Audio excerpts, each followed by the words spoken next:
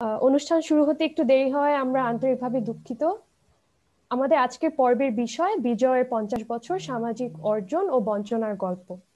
আলোচনাটি সভাপতিত্ব করবেন ঢাকা বিশ্ববিদ্যালয়ের অর্থনীতি বিভাগের বর্তমান চেয়ারপারসন এবং ইকোনমিক স্টাডি সেন্টারের কো মডারেটর অধ্যাপক এম এ মাকার স্যার। আলোচক হিসাবে আছেন শ্রদ্ধেয় ডক্টর বিনায়ক সেন, গবেষণা পরিচালক, বাংলাদেশ উন্নয়ন গবেষণা প্রতিষ্ঠান। আমাদের সাথে আছেন অ্যাক্সেস বাংলাদেশ ফাউন্ডেশনের সহ প্রতিষ্ঠাতা মহুয়া পাল এবং ইন্ডিজিনাস পিপলস ডেভেলপমেন্ট সার্ভিসেসের সভাপতি সঞ্জীব দ্রং। এই পর্বের অন্যতম আলোচক খুশি কবির ম্যাম অনিবার্য কারণবশত আমাদের সাথে আজকে জয়েন করতে পারছেন না। ইএসসি থেকে আমরা চেষ্টা করেছি আজকের আলোচনার মূল বিষয়গুলোকে একটি ছোট প্রেজেন্টেশনের মাধ্যমে তুলে ধরার। আলোচনা শুরু করার আগে ইএসসির সহ সভাপতি কেফায়েত আলফেসানকে অনুরোধ করব সেটি উপস্থাপন করার জন্য। Kefayet, over to you.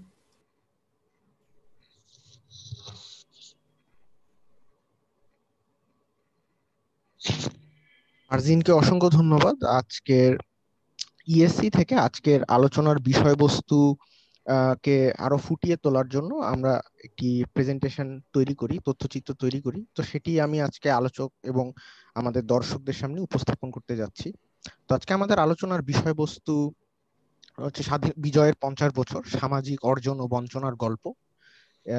এবং প্রথমেই যে স্লাইডটি আমরা দেখব সেখানে আমরা আজকে আমাদের স্বাধীনতা সংগ্রামের যে প্রেক্ষাপট, সেই প্রেক্ষাপটের একটি সামগ্রিক রূপ দেখতে পাবো। সেটি হচ্ছে যে আমরা জানি যে বাংলাদেশ এবং পাকিস্তান, তৎকালীন সময় পূর্ব পাকিস্তান এবং পশ্চিম পাকিস্তান দুটি স্বতন্ত্র অর্থনীতির দেশ ছিল এবং এরকম একটি প্রেক্ষাপটে পূর্ব পাকিস্তানের মানুষের উপর শোষণ পরিচালনা করেছে পশ্চিম পাকিস্তানের শাসক শ্রেণী, এবং যার ফলাফলে আমরা একটি দীর্ঘ স্বাধীনতা সংগ্রামে লিপ্ত হই এবং নানা ঘাত প্রতিঘাত পার হয়ে আমরা 9 মাসের একটি রক্তক্ষয়ী যুদ্ধের মাধ্যমে স্বাধীনতা লাভ করি।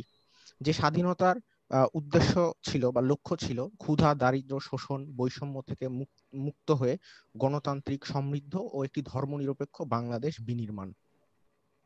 এবং বাংলাদেশের সাফল্য গাথা, অর্থাৎ বাংলাদেশে স্বাধীনতার পরবর্তী সময় থেকে এখনকার সময় পর্যন্ত গত 50 বছরে আমরা অর্থনীতির প্রেক্ষাপটে সামগ্রিক যে উন্নয়নের চিত্র সেটি এখানে তুলে ধরা হয়েছে। এখানে দেখতে পাচ্ছি যে 1972 থেকে 1979 সাল পর্যন্ত জিডিপি মাত্র 4% হারে বৃদ্ধি পায়, কিন্তু বর্তমানে আমরা দেখতে পাই যে গত দশকে বার্ষিক জিডিপি বৃদ্ধির হার ছিল 7%। এবং একই সাথে আমরা দেখতে পাই যে স্বাধীনতার পরবর্তী সময়ে বাংলাদেশে প্রাকৃতিক দুর্যোগ অর্থাৎ বন্যা এবং অর্থনৈতিক দুর্যোগ, দুর্ভিক্ষ নেমে আসে, যার কারণে আমাদের দেশের অর্থনৈতিক ক্ষতি হয়।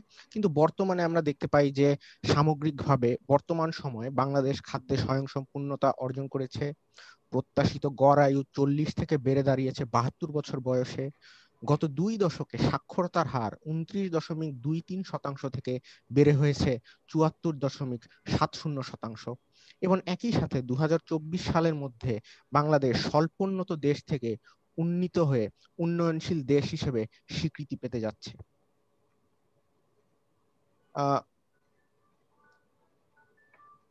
প্রফেসর ডক্টর রেহমান সোবহানের বিখ্যাত বই আছে challenging the injustice of poverty, agendas for inclusive development in south Asia.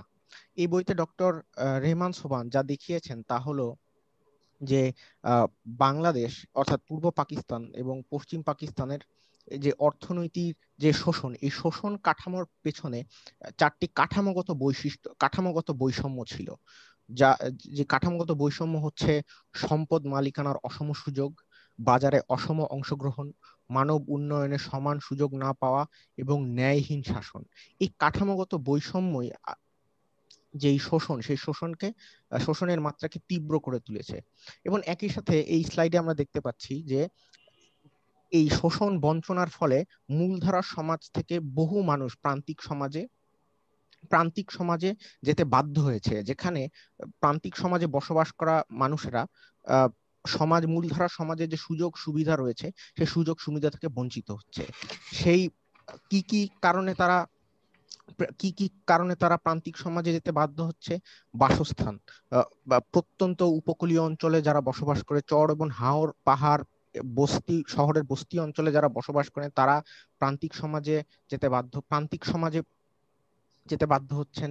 তারপর সামাজিক সাংস্কৃতিক উপাদান, জাত, লিঙ্গ, ধর্ম, ভাষা ইত্যাদির পরিস্থিতিতে মানুষ মূলধারা সমাজ থেকে প্রান্তিক সমাজে পতিত হয়, এবং ব্যক্তিগত প্রতিবন্ধকতার কারণেও মানুষ প্রান্তিক সমাজে পতিত হয়, এবং এই প্রান্তিক সমাজের মানুষরা সমাজের মূলধারার যেই সুযোগ সুবিধা, সেই সুযোগ সুবিধা থেকে অনেক ক্ষেত্রেই বঞ্চিত হয়।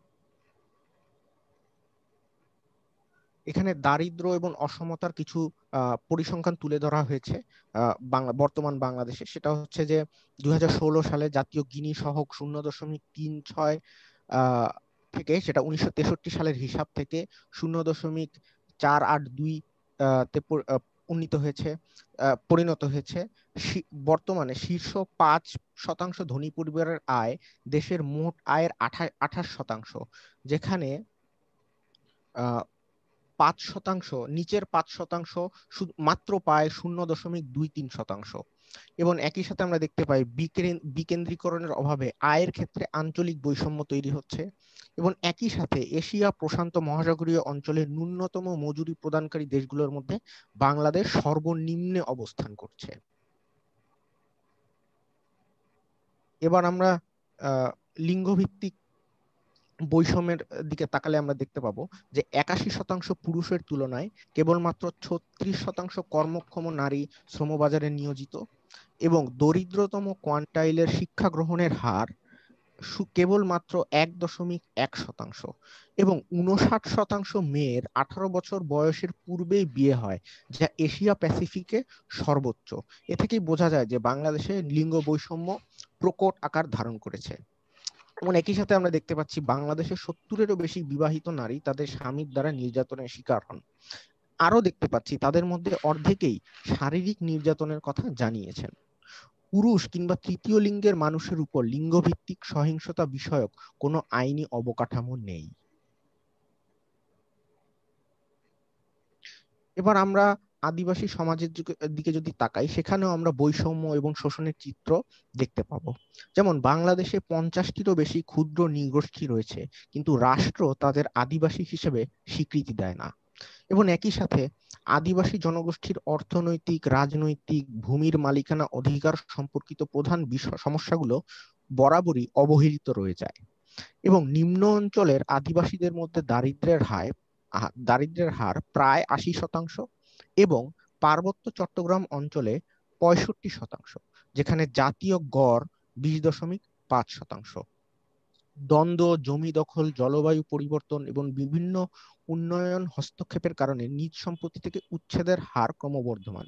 এখান থেকে আমরা বুঝতে পারি যে আদিবাসী সমাজের নাগরিকদেরকে আমরা উন্নয়নের যে প্রক্রিয়া, সেই প্রক্রিয়ার মধ্যে অন্তর্ভুক্ত করতে পারছি না, তারা মার্জিনালাইজই থেকে যাচ্ছে।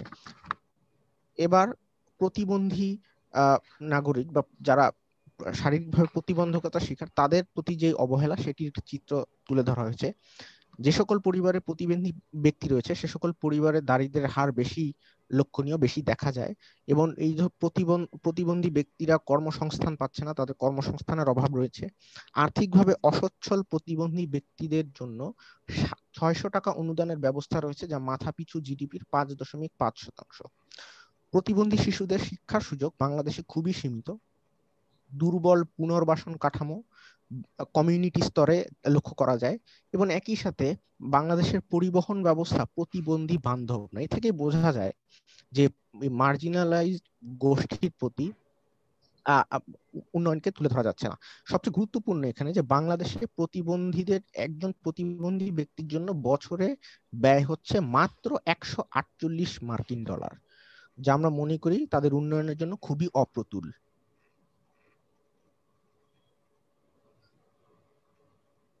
এবার অসম উন্নয়নের প্রেক্ষাপটে আগেই বলেছি, এখন আরেকটি চিত্র আমরা তুলে ধরতে যাচ্ছি। সেটা হচ্ছে যে বছরে বছরে বাংলাদেশের প্রবৃদ্ধির যে আকার, উন্নয়নের আকার বৃদ্ধি পাচ্ছে, পাই চার্টটি বৃদ্ধি পাচ্ছে, কিন্তু এটির যে সুফল, সেই সুফল বৃহত্তর জনগোষ্ঠী এই সুফল থেকে বঞ্চিত হচ্ছে।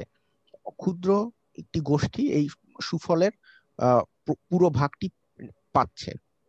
সেই অসমতার কিছু উদাহরণ আমরা দেখতে পাই সেটা হচ্ছে অসম চাকরির সুযোগ এবং স্বাস্থ্য, বিশুদ্ধ পানি, স্যানিটেশনের মতো বিষয়, এরকম নাগরিক সুবিধার ক্ষেত্রে অসম সুযোগ রয়েছে, শিক্ষা ক্ষেত্রে বৈষম্য রয়েছে এবং ভূমিহীনতা রয়েছে।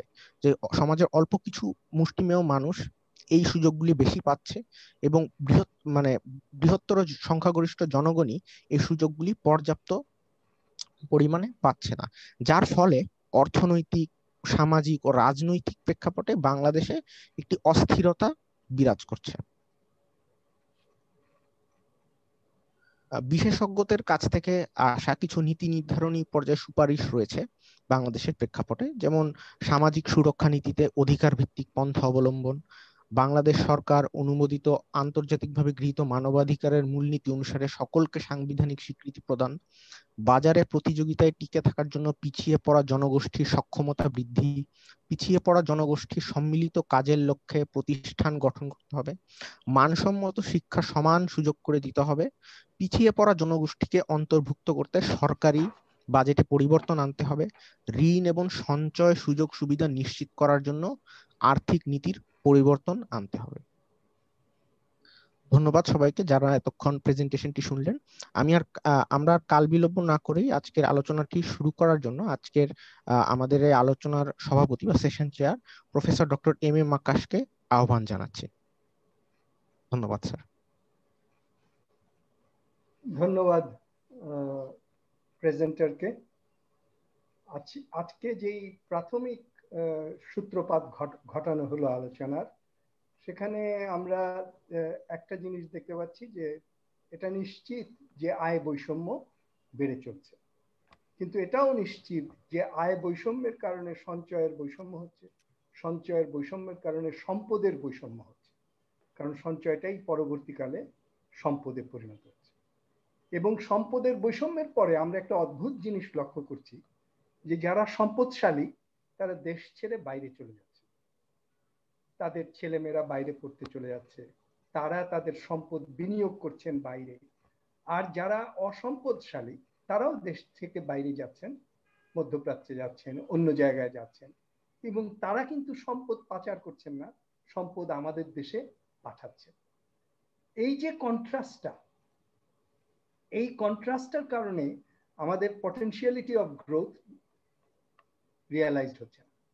কারণ যদি 10 বছরে 6 লক্ষ কোটি টাকা বাইরে থেকে চলে যায়, সেটা যদি দেশের ভিতরে বিনিয়োগ হতো তাহলে এমপ্লয়মেন্ট কি হতো, এবং তাহলে হয়তো যেই লোকরা কষ্ট করে মধ্যপ্রাচ্যের মরুভূমিতে কাজ করছে তারা হয়তো সেই টাকাটা এখানে বসেই আনন্দের সঙ্গে কাজ করে দেশের মা বাবার সঙ্গে থেকে সেই টাকাটা রোজগার করতে পারে। আরেকটা জিনিস আমরা দেখতে পাচ্ছি, সেটা হচ্ছে যে অধিকার ভিত্তিক যদি সবকিছু আমরা করতে চাই, এবং আমাদের সংবিধানে সেটা আছে, এবং বাংলাদেশের জন্মের অঙ্গীকারও ছিল গণতন্ত্র এবং সমাজতন্ত্র, সেটা কিন্তু এখানে হচ্ছে না। গণতান্ত্রিক অধিকারগুলোও নাই, সমাজতান্ত্রিক যে মালিকানা পদ্ধতি সেটাও এখানে নাই।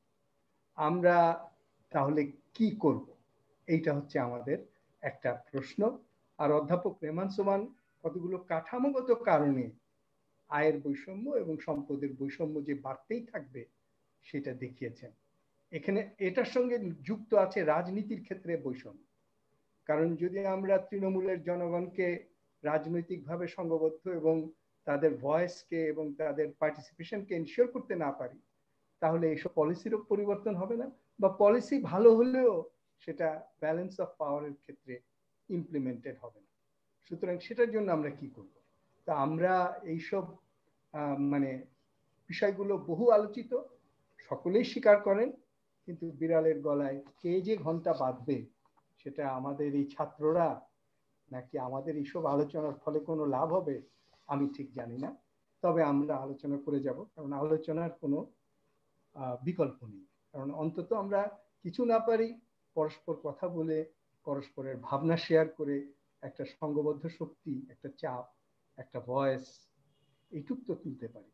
আমাদের অর্থনীতির ছাত্ররা এই কাজটা করেছে, করতে চেষ্টা করছে, সেই জন্য তাদেরকে আমি আন্তরিক ধন্যবাদ জানাই।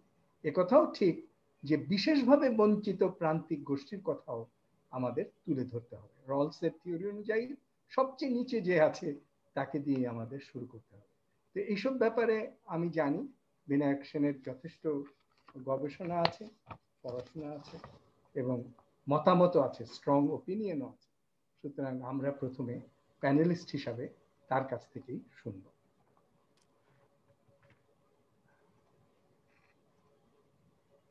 বিনায়ক। আকাশ ভাই ধন্যবাদ, আপনাদেরকে ধন্যবাদ আমাকে আমন্ত্রণ জানানোর জন্য। আমি সামান্য এই সময়ে কতগুলো ইস্যু টাচ করে যাব, আমি হয়তো ইলাবোরেট করতে পারবো না। আমি ধরে নিচ্ছি আমি ইকোনমিক্সের স্টুডেন্টদের জন্য আলাপ করছি, সুতরাং আমার আলোচনাটা সেই দৃষ্টিকোণ থেকেই হচ্ছে এবং কতগুলো আলোচনা হয়তো আমি ইঙ্গিত দিয়ে যাব, কিন্তু আমি পুরোপুরি শেষ করতে পারবো না। প্রথমেই আমি একটা থিমে ইন্ট্রোডিউস করতে চাচ্ছি যে আমরা যে grand explanation of success or failure দেই, এটা হাইলি ইনএডিকুয়েট। অর্থনীতির পুস্তক হিসেবে খুব সম্প্রতি এক দশকে বিখ্যাত হয়েছে হোয়াই নেশনস ফেইল, আসেমগ্লু রবিনসনের। এটা একটা বই যেখানে একটা গ্র্যান্ড এক্সপ্লেনেশন দেওয়ার চেষ্টা করা হয়েছে যে যদি একটা দেশে ইনস্টিটিউশনস, মার্কেট ফ্রেন্ডলি ইনস্টিটিউশনস এবং ওপেন ইনস্টিটিউশনস না দাঁড়ায়, তাহলে যেটাকে আমরা বলতে পারি লিবারেল মার্কেট হাইপোথিসিস, তাহলে সেখানে লং রান গ্রোথ হয় না এবং ডেভেলপমেন্ট থমকে যায়। এবং এটা ওনারা বিভিন্ন কেস স্টাডি, বিভিন্ন দেশ এগুলো বিচার করে এটা বলেছেন। আর আরেকটি বই যেটা violence and social order, Douglas নর্থের, সেই বইটি 2009 এর প্রায় সমসাময়িক কালে এই দুটো বই বেরোয়। ডগলাস নর্থ যখন এটা লঞ্চ করেন জর্জ ম্যাসন ইউনিভার্সিটিতে, তখন কাকতালীয় ভাবে আমি ছিলাম, আমি তাদেরকে একটা প্রশ্ন করেছিলাম টিমকে, নর্থ শো। সো সেইখানে ভায়োলেন্স এন্ড সোশ্যাল অর্ডারে তারা বলার চেষ্টা করেছেন যে বিভিন্ন তৃতীয় বিশ্বের অনেক দেশ যে এগোতে পারে না, তার কারণ হচ্ছে ইন্ট্রা এলিট কনফ্লিক্ট দানা বাঁধতে থাকে। সুতরাং তাদের একটা বড় হাইপোথিসিস হচ্ছে কনফ্লিক্ট তো সব দেশেই থাকে কম বেশি, কিন্তু যদি এলিটদের মধ্যে প্রধান দুই শরিকের মধ্যে, অংশের মধ্যে বনিবনা না হয়, তাহলে সেই দেশটা একটা লং টার্ম পলিটিক্যাল ক্রাইসিসে পড়ে যায় এবং এই জন্য এবং সেখানে ভায়োলেন্স হতে থাকে এবং সেটা তখন আর নর্মাল ইকোনমিক সিস্টেমের জন্ম দিতে পারে না। এই দুটো এক্সপ্লেনেশনেরই কিন্তু অসুবিধা হচ্ছে যে এটা সাধারণভাবে ঢালাওভাবে প্রয়োগ করা যাচ্ছে না। যেমন ধরুন আসেমগ্লু রবিনসনের, জিম রবিনসনের যে বইটা হোয়াই নেশনস ফেইল, সেখানে তারা বোতসোয়ানা কেন সাকসেসফুল হয়েছে সেটা ব্যাখ্যা করতে পারলো, বা ধরুন ইস্ট এশিয়ান কান্ট্রিজ গুলো কেন সাকসেসফুল হলো সেটা ব্যাখ্যা করতে পারলো, কিন্তু চীন কি করে এরকম কি বলবো একটা explosive combination of authoritarianism with free market capitalism কিভাবে কম্বাইন করতে পারলো, এবং এবং এবং কিভাবে চীন একটা বিশ্বের অন্যতম শক্তিধর অর্থনৈতিক রাষ্ট্রে পরিণত হলো, সেইটা তাদের স্কিমা থেকে আসে না। তাদের স্কিম লিবারেল মার্কেট ক্যাপিটালিস্ট স্কিমায় হচ্ছে যে একটা দেশ গণতান্ত্রিক পরিবেশ না থাকলে, ওপেন গ্লাসনস বা ওপেন তর্ক আলাপ আলোচনার পরিবেশ না থাকলে, সেই দেশে কোনো সময় ওই প্রপার্টি রাইটস বা অন্যান্য আনুষঙ্গিক জিনিসগুলো ঠিক মতন ফাংশন করে না। কিন্তু চীনের ক্ষেত্রে এখানে আমরা দেখতে পাচ্ছি অনেক ক্ষেত্রে ব্যতিক্রম। চীন এক পার্টি দ্বারা পরিচালিত দেশ। চীনে ডিসেন্ট্রালাইজেশন থাকলেও সেটা ঠিক ওই ক্লাসিক্যাল ওয়েস্টার্ন সোসাইটির লিবারেল ডেমোক্রেসির মডেল এটা পড়ে না। সম্প্রতিকালে একটা আলোচনায় আমাকে একজন অক্সফোর্ডের অধ্যাপক বললেন যে চীন নিয়েই আমাদের গন্ডগোল হয়েছে, চীনটাকে ঠিক মেলাতে পারছি না আমাদের থিওরির সাথে। ভায়োলেন্স এন্ড সোশ্যাল অর্ডারে ডগলাস নর্থের যে পটভূমি, সেখানেও সেই প্রশ্নটা চলে আসে। চীনের প্রসঙ্গ, অনেক দেশ যেগুলো এলিটের মানে রিভলিউশনারি ট্রান্সফরমেশনের মাধ্যমে এগিয়েছে, সেখানে ঠিক বনিবনা করে মানে গ্লোরিয়াস রিভলিউশন যেটা 1688-এ ইংল্যান্ডে হয়েছিল, যাচ্ছে এলিটদের দুই শরিকের মধ্যে একটা সমঝোতা হলো, সেইভাবে এগোয়নি। বাংলাদেশের আরেকটা ক্ষেত্রে একটা সমস্যার কথা বলা হয় টেস্ট কেস অফ ডেভেলপমেন্ট। বাংলাদেশকে বলা হতো কেন? কারণ বাংলাদেশের জনসংখ্যা বিশ্বের এখন 7ম জনগোষ্ঠী, কিন্তু তার ল্যান্ড মাস খুব কম, হাইয়েস্ট ডেন্সিটি, কোনো ন্যাচারাল রিসোর্সেস নাই। এই দেশে লং রান গ্রোথ হবে না। আরো একটা কারণে যে এখানে ঘন ঘন বন্যা দুর্যোগ লেগেই থাকে। লং রান প্রাইভেট ইনভেস্টমেন্ট হবে না, মানে ইনভেস্টররা এটা আনসার্টিন মনে করবে। কিন্তু এখানে এই এক্সপ্লেনেশনটা পরে দেখা গেল ইম্পিরিক্যালি এটা টিকছে না, এবং কিন্তু alternative making of the success সেইটার এক্সপ্লেনেশন আবার আমাদের এডিকুয়েট না। যেমন নওমি হোসেনের একটা বই আছে 2016, সেটা বইয়ের নাম হচ্ছে এইড ল্যাব এক্সপ্লেনিং বাংলাদেশের ইকোনমিক সাকসেস, এরকম। সো নওমির বক্তব্য হচ্ছে যে বাংলাদেশ যে খাদ্য উৎপাদনে, পপুলেশন কন্ট্রোল এবং নারী মুক্তিতে যে এগিয়ে গেল, তার একটা বড় কারণ হচ্ছে যে আমাদের ফেমিন হয়েছিল 74 সালে, এবং তার আগে 70 সালে বড় ঘূর্ণিঝড় হয়েছিল। এই ঘূর্ণিঝড় এবং ফেমিন আর মাঝখানে মুক্তিযুদ্ধের ডিসলোকেশন সব মিলিয়ে এমন একটা সোশ্যাল কন্ট্রাক্টের বাতাবরণ সৃষ্টি করে যে আমরা দলমত নির্বিশেষে বাধ্য হই ঐকমত্যে আসতে, যে না, আমাদের খাদ্য উৎপাদন যে কোনো ভাবেই করতে হবে, খাদ্য উৎপাদন বাড়াতে হবে, আমাদের পপুলেশন কন্ট্রোল করতে হবে, নইলে 54,000 বর্গ মাইলের মধ্যে আমরা টিকে থাকতে পারবো না, এতগুলো লোক। বঙ্গবন্ধুর একটা কথা আছে যে 54,000 বর্গ মাইলের মধ্যে আমরা এত লোক, তখন 7.5 কোটি ছিল, তো এত লোক আমরা সমাজতন্ত্র ছাড়া, মানে শেয়ার করা ছাড়া, সকলের সাথে সকলে শেয়ার করা ছাড়া আমরা বাঁচতে পারবো না লং রান। এবং যুক্তিটা ছিল যে সেই জন্য যদি আমাদের পপুলেশন কন্ট্রোল করতে হয়, তাহলে আমাদের নারীকে আমাদেরকে অ্যাডভান্সমেন্ট করতে হবে, এবং সেই সূত্রে আমাদেরকে প্রাথমিক শিক্ষারও বিস্তার করতে হবে। কারণ নারীদের যদি অ্যাডভান্সমেন্ট করতে চায় বা গ্রিন রিভলিউশন টেকনোলজি যদি অ্যাডভান্স করতে চায়, তাহলে তো একটা মিনিমাম একটা সাক্ষরতা লাগবে। অর্থাৎ নওমির এক্সপ্লেনেশনে এই chain of events were triggered by risk and resilience compulsion, এবং সেটা মূলত এসছে ফেমিন অ্যান্ড ন্যাচারাল ডিজাস্টার থেকে। এখন এই ধরনের যে গ্র্যান্ড এক্সপ্লেনেশনস গুলো, সেটা বুঝতে গেলে আবার একই সাথে আরেকটা বিদেশি, যখন আমি একসময় ওয়ার্ল্ড ব্যাংকে 9-10 বছর কাজ করেছি, তো সেই কাজ সুবাদে যখন আমি বিহারে যেতাম বা ঝাড়খণ্ডে যেতাম, এই সমস্ত এলাকায় যেতাম, তখন আমাকে প্রায়শই বাংলাদেশ থেকে এসছে জেনে প্রশ্ন করতো, আচ্ছা আপনাদের এখানে কি করে সেলফ হেল্প গ্রুপ, এই রুরাল লাইভলিহুড প্রোগ্রামস এত ভালো কাজ করে, আমাদের এখানে তো কাজ করে না। আমি বললাম যে আমাদের এখানে তো এনজিওরা আছে যারা এটা নিয়ে কাজ করছে এবং হেল্পিং হ্যান্ড বলছে, কিন্তু আমরাও তো এখানে এনজিও নিয়ে অনেক চেষ্টা করছি বিহারে, কিন্তু আমাদের তো সেই ফল পাচ্ছি না। তো এইটা তখন বাইরের দৃষ্টিকোণ থেকে এটা একটা পাজল দাঁড়ায় যে বাংলাদেশে এরকম একটা highly successful non governmental movement and enterprises কেন হলো।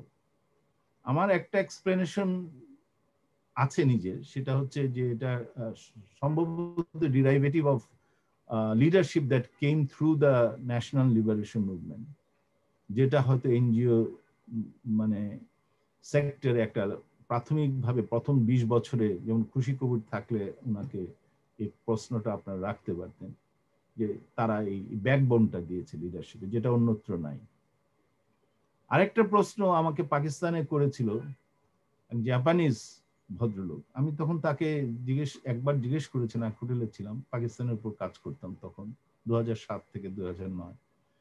তো সেই সময়ে আমি জিজ্ঞেস করলাম, আচ্ছা পাকিস্তানে এত বড় স্ট্রং টেক্সটাইল বেজ, আপনারা জানেন কটন প্রোডাকশন, টেক্সটাইল সেক্টরে পাকিস্তানের ইন্ডাস্ট্রিয়ালিস্টরা যে 22 পরিবার বলি আমরা, তাদের একটা বড় অংশই কিন্তু টেক্সটাইল ম্যাগনেটস, এবং তারা 50-60s থেকে খুব ভালো মতনই তারা পাকিস্তানে সমৃদ্ধি লাভ করেছিল।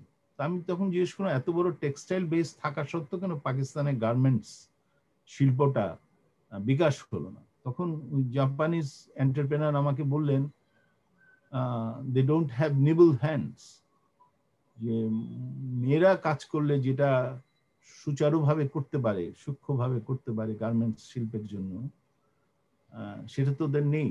এখানে তো নারীদের অংশগ্রহণের হার কম।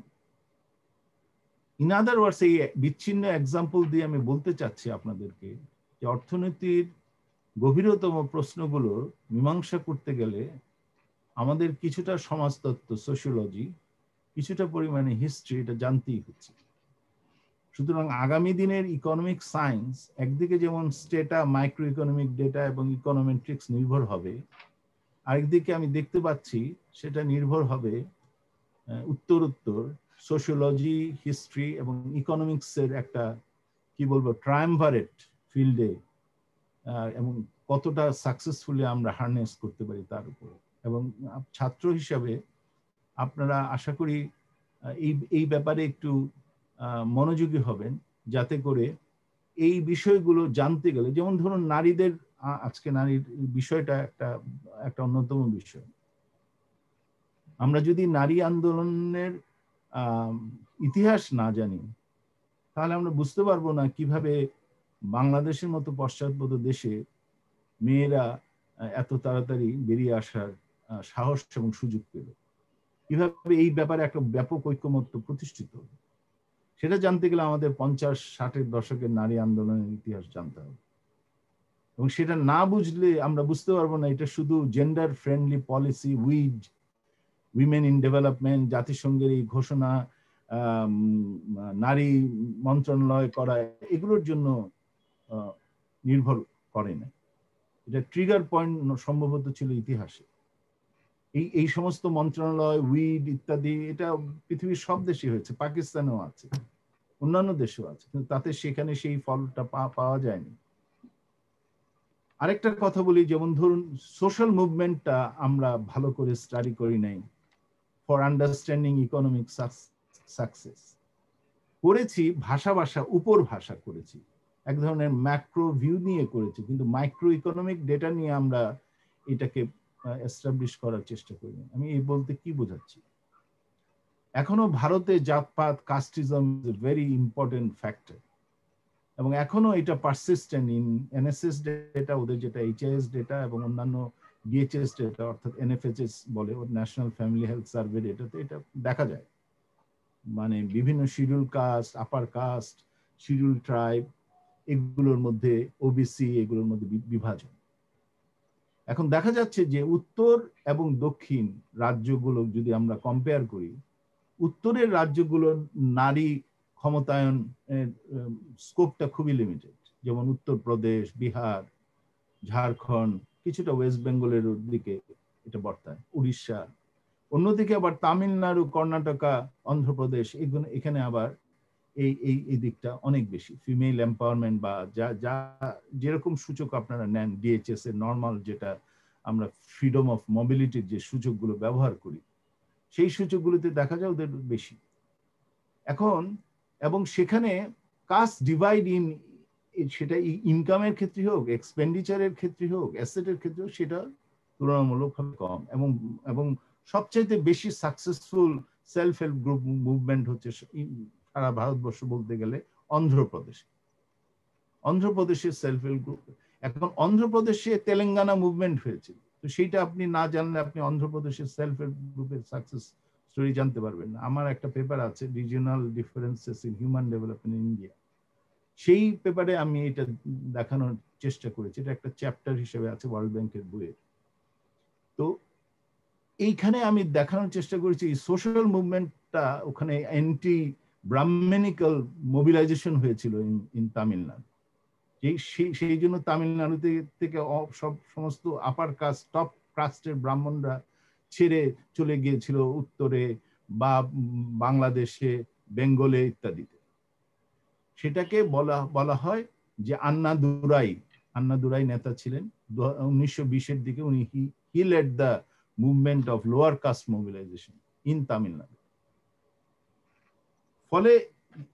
ফলে অভিজিৎ ব্যানার্জিদের যে পেপার, যেখানে তারা বলেছেন যে না, রায়তওয়ারি সেটেলমেন্ট ইন দক্ষিণ ভারতে versus permanent settlement area in পূর্ব ভারতে, যে যার মধ্যে বেঙ্গল বা বাংলাদেশও পড়ে, সেই ডিফারেন্স একটা তো ছিলই।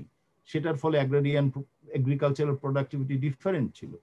সাউদার্ন ইন্ডিয়াতে এগ্রিকালচার প্রোডাক্টিভিটি বেশি ছিল, and then in eastern India, এবং সেটা তো একটা কাজ করছিল। এর সাথে আবার যুক্ত হয়েছে সোশ্যাল মুভমেন্টের হিস্ট্রি।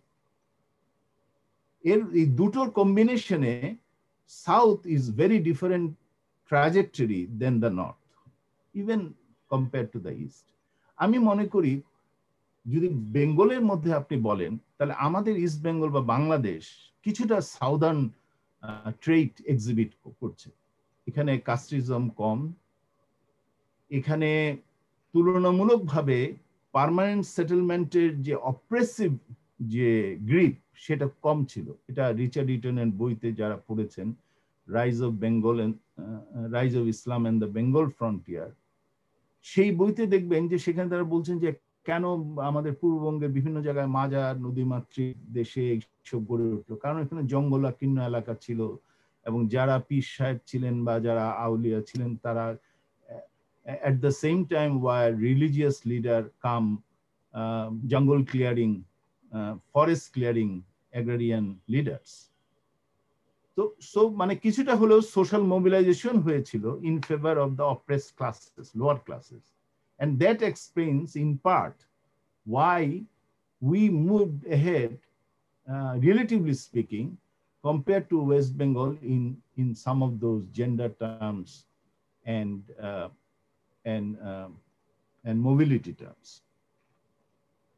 So এইটা একটা আমি একটা ব্রড বললাম যে হিস্ট্রি, সোশিওলজি, ইকোনমিক্স মিলিয়ে ইকোনমিক ডেভেলপমেন্টটাকে বোঝা এবং কম্পারেটিভ পার্সপেক্টিভে দেখা। সবসময় একটা সিমিলার সার্কামস্টেন্সের সাথে অন্য একটা কেস স্টাডি কম্পেয়ার, কেন ওখানে এটা হলো, এটা যদি সঠিক এক্সপ্লেনেশন হয় তাহলে তো ওখানেও এটা সঠিক এক্সপ্লেনেশন হতে হবে। এইভাবে নিজেকে বিচার করা, বিশ্লেষণ করার চেষ্টা করা। সেকেন্ড আরেকটা পয়েন্ট, যেটা বৈষম্যের যে পয়েন্টটা উঠেছে, বৈষম্যের অনেক নানা দিক আছে।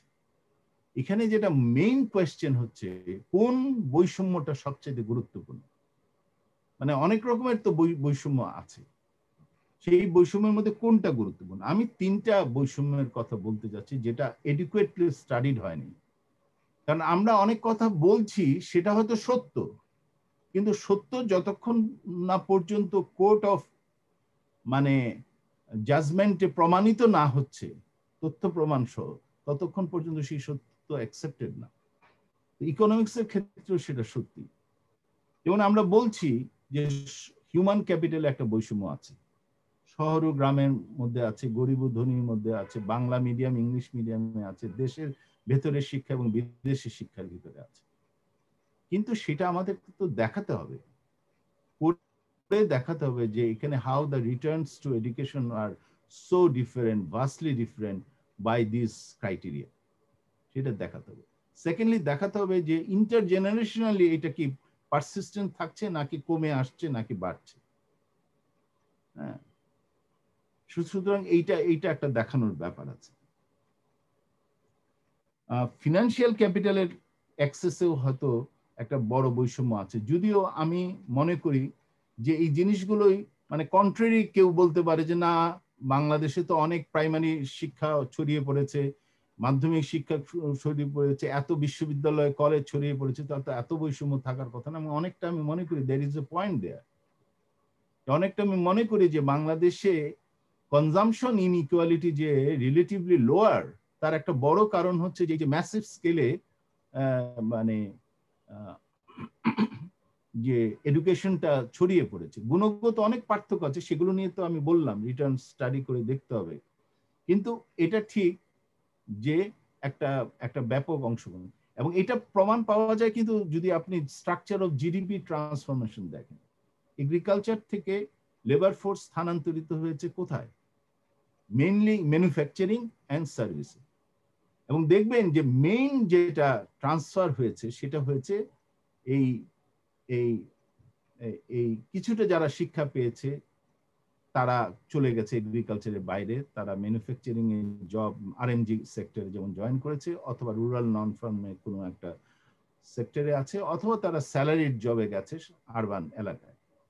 এখন এখানে এখানে হচ্ছে বড় ইস্যু যে স্যালারিড জব যেটা বলছি আমরা, রেগুলার জব চাকরি, সেটা পাচ্ছে মধ্যবিত্ত, এবং সেটা কয়জন গরিব শ্রেণীর পাচ্ছে, বা মধ্যবিত্তর মধ্যেও সেখানে চাকরির যে উন্নত মানের চাকরিতে কতজন যেতে পারছে, এটার থেকে বৈষম্য সৃষ্টি হচ্ছে। সুতরাং এই যে ট্রান্সফরমেশন অফ সোশ্যাল প্রোডাক্ট এবং তার সাথে বৈষম্যকে রিলেট করা, এই কাজটা কিন্তু এখনো বাকি রয়ে গেছে।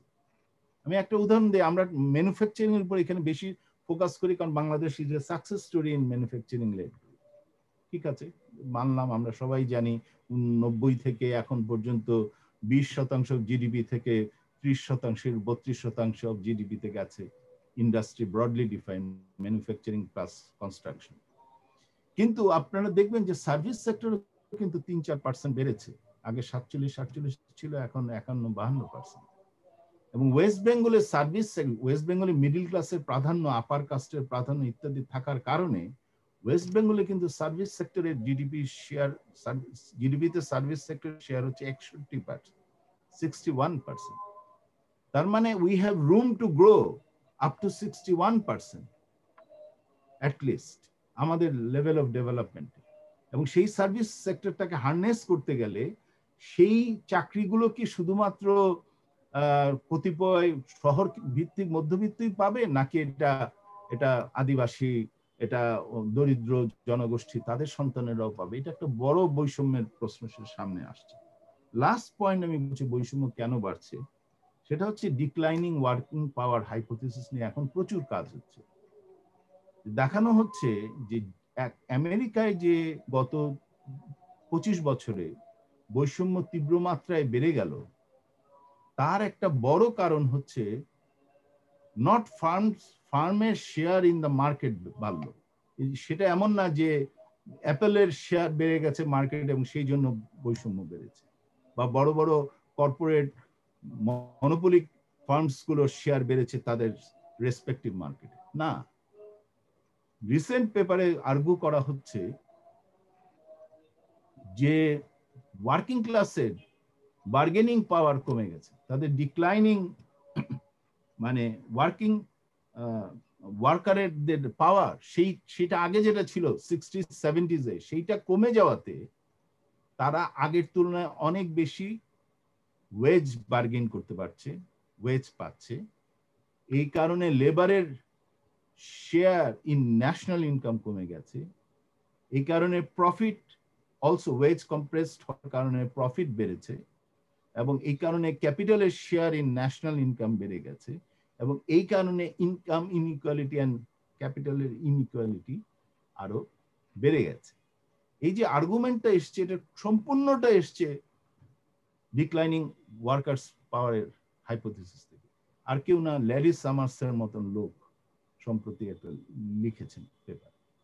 তা আমি যেটা বলতে চাচ্ছি যে আমাদের দেশেও কিছুটা পরিমাণে, আমি অন্তত সাম্প্রতিক দশকে অনেক সাফল্য সত্ত্বেও কিছু কিছু প্রবণতা পাই, যেটার থেকে আমি মনে করি আমাদের দেশেও ডিক্লাইনিং ওয়ার্কার পাওয়ার সেটা কাজ করা শুরু করেছে। এবং সেইটা কাজ করার একটা উদাহরণ হচ্ছে এই যে 24টা পাটকল নির্বিধায় ডিসইনভেস্টমেন্ট করে দেওয়া হলো, বন্ধ করে দেওয়া হলো, বলো যে না আমরা চালাবো না। এবং এতগুলো শ্রমিক যে কর্মচ্যুতির মধ্যে পড়লো, সেটা নিয়ে বড় কোনো আন্দোলন হলো না, এবং মধ্যবিত্তের মধ্যেও কোনো সাড়া জাগাতে পারলো না। এখান থেকে বোঝা যায়, অথচ পাট কল আন্দোলন থেকেই সেটা, মানে যুক্তফ্রন্টের 54 সালে নির্বাচন বলুন, আর 69-এর গণ আন্দোলন বলুন, 70-এর নির্বাচন বলুন, 72-এর কনস্টিটিউশন বলুন, পাটকল কেন্দ্রিক বা শ্রমিক কেন্দ্রিক, রাষ্ট্রায়ত্ত খাত কেন্দ্রিক একটা মোবিলাইজেশন ছিল, একটা বড় pillar of our social reform, সেটা কিন্তু এখন অনেকখানি দুর্বল হয়ে গেছে। কিন্তু এর ফলশ্রুতিতে কি হয়েছে, ওয়েজের ক্ষেত্রে যতটা পরিমাণে আমাদের ইকোনমিক গ্রোথ হয়েছে, যতটা পরিমাণে আমাদের প্রোডাক্টিভিটি হয়েছে, গত 5-6 বছরে, 6-7 বছরে আমি দেখতে পাচ্ছি ম্যানুফ্যাকচারিং সেক্টরে আমরা এবং লো স্কিল সার্ভিস সেক্টরে সেইভাবে ওয়েজের কিন্তু বৃদ্ধি হয় নাই। এবং that men explain in part, আমি জানি না এটা ডেটার প্রবলেম থাকতে পারে, যে কেন আরবান এক্সট্রিম পভার্টি বিটুইন 2010 এবং 16-র মধ্যে ইট শোজ এ স্ট্যাগনেন্সি, কোনো চেঞ্জ হয়নি। হ্যাঁ, এবং চিটাগাংয়ে ইনফ্যাক্ট আরবান এক্সট্রিম পভার্টি বেড়েছে, কিন্তু সামগ্রিকভাবে আরবান কোনো চেঞ্জ হয়নি। That may explain.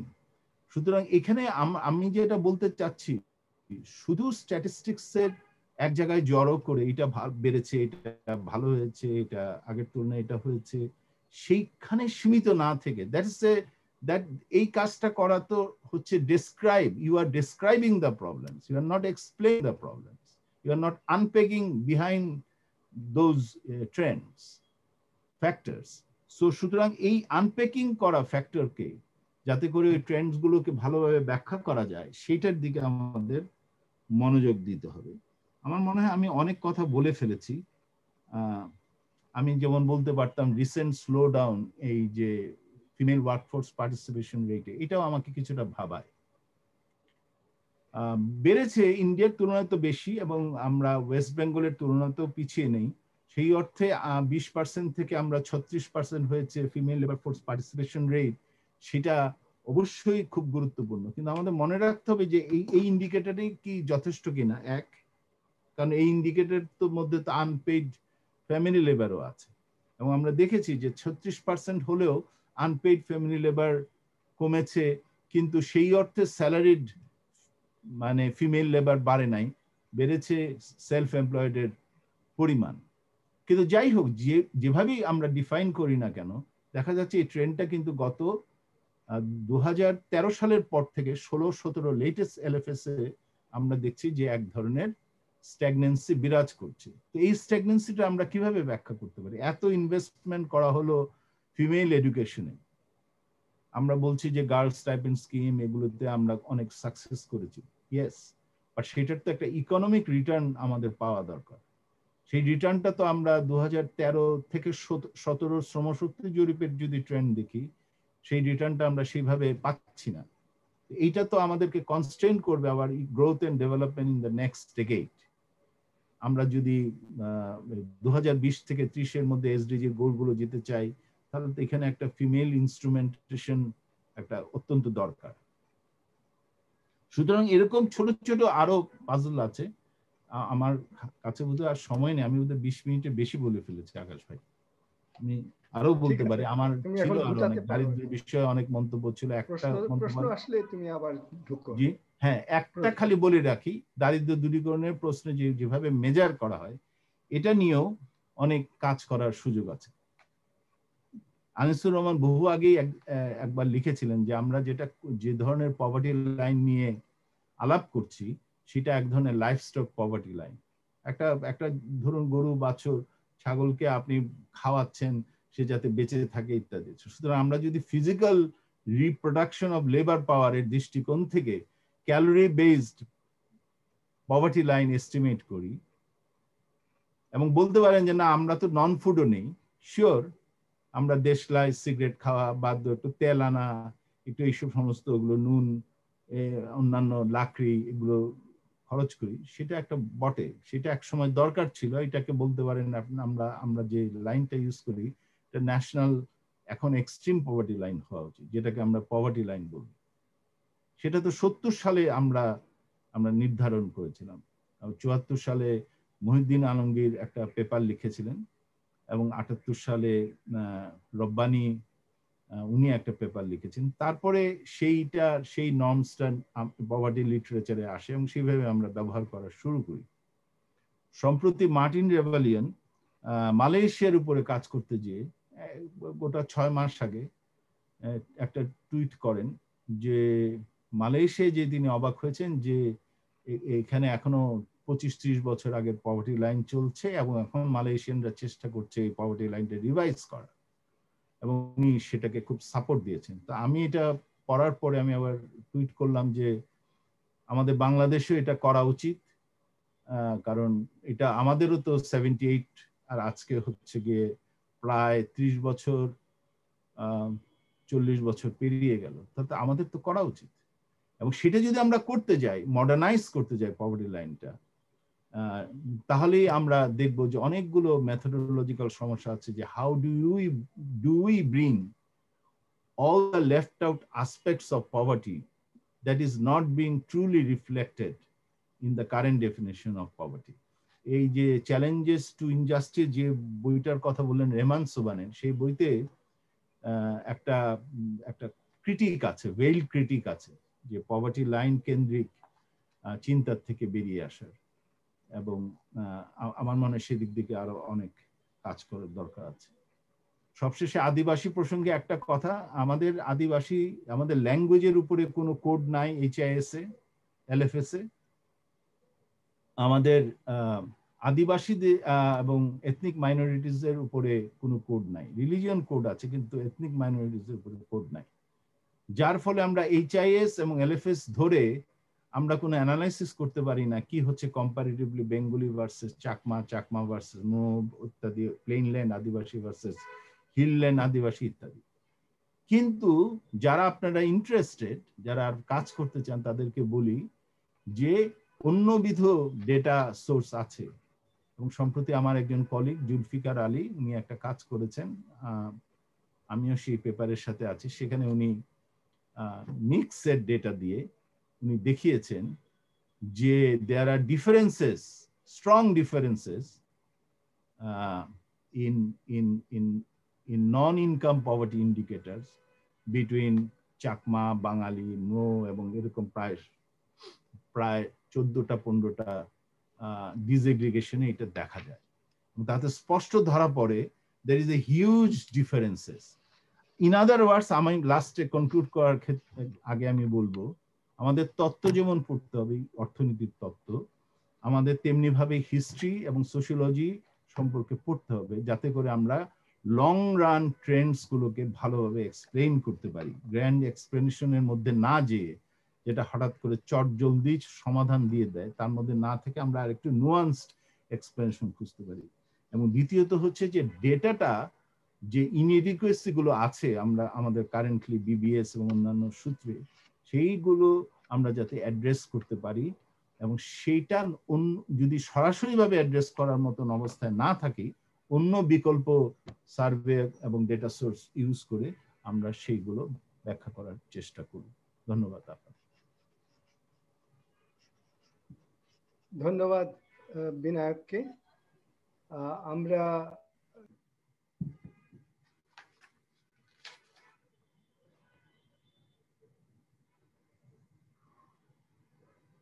শোনা যাচ্ছে না আপনাকে, আপনি আনমিউট করেন আকাশ ভাই।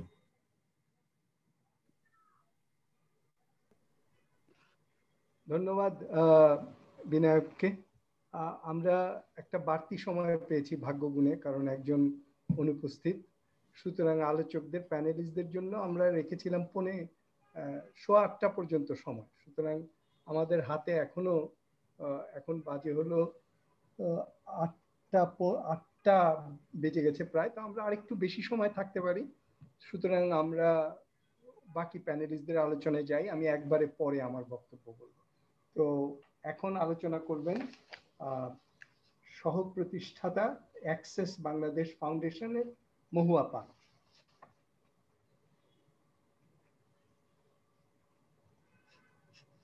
ম্যাম আপনি মিউটে। ক্ষমা করবেন।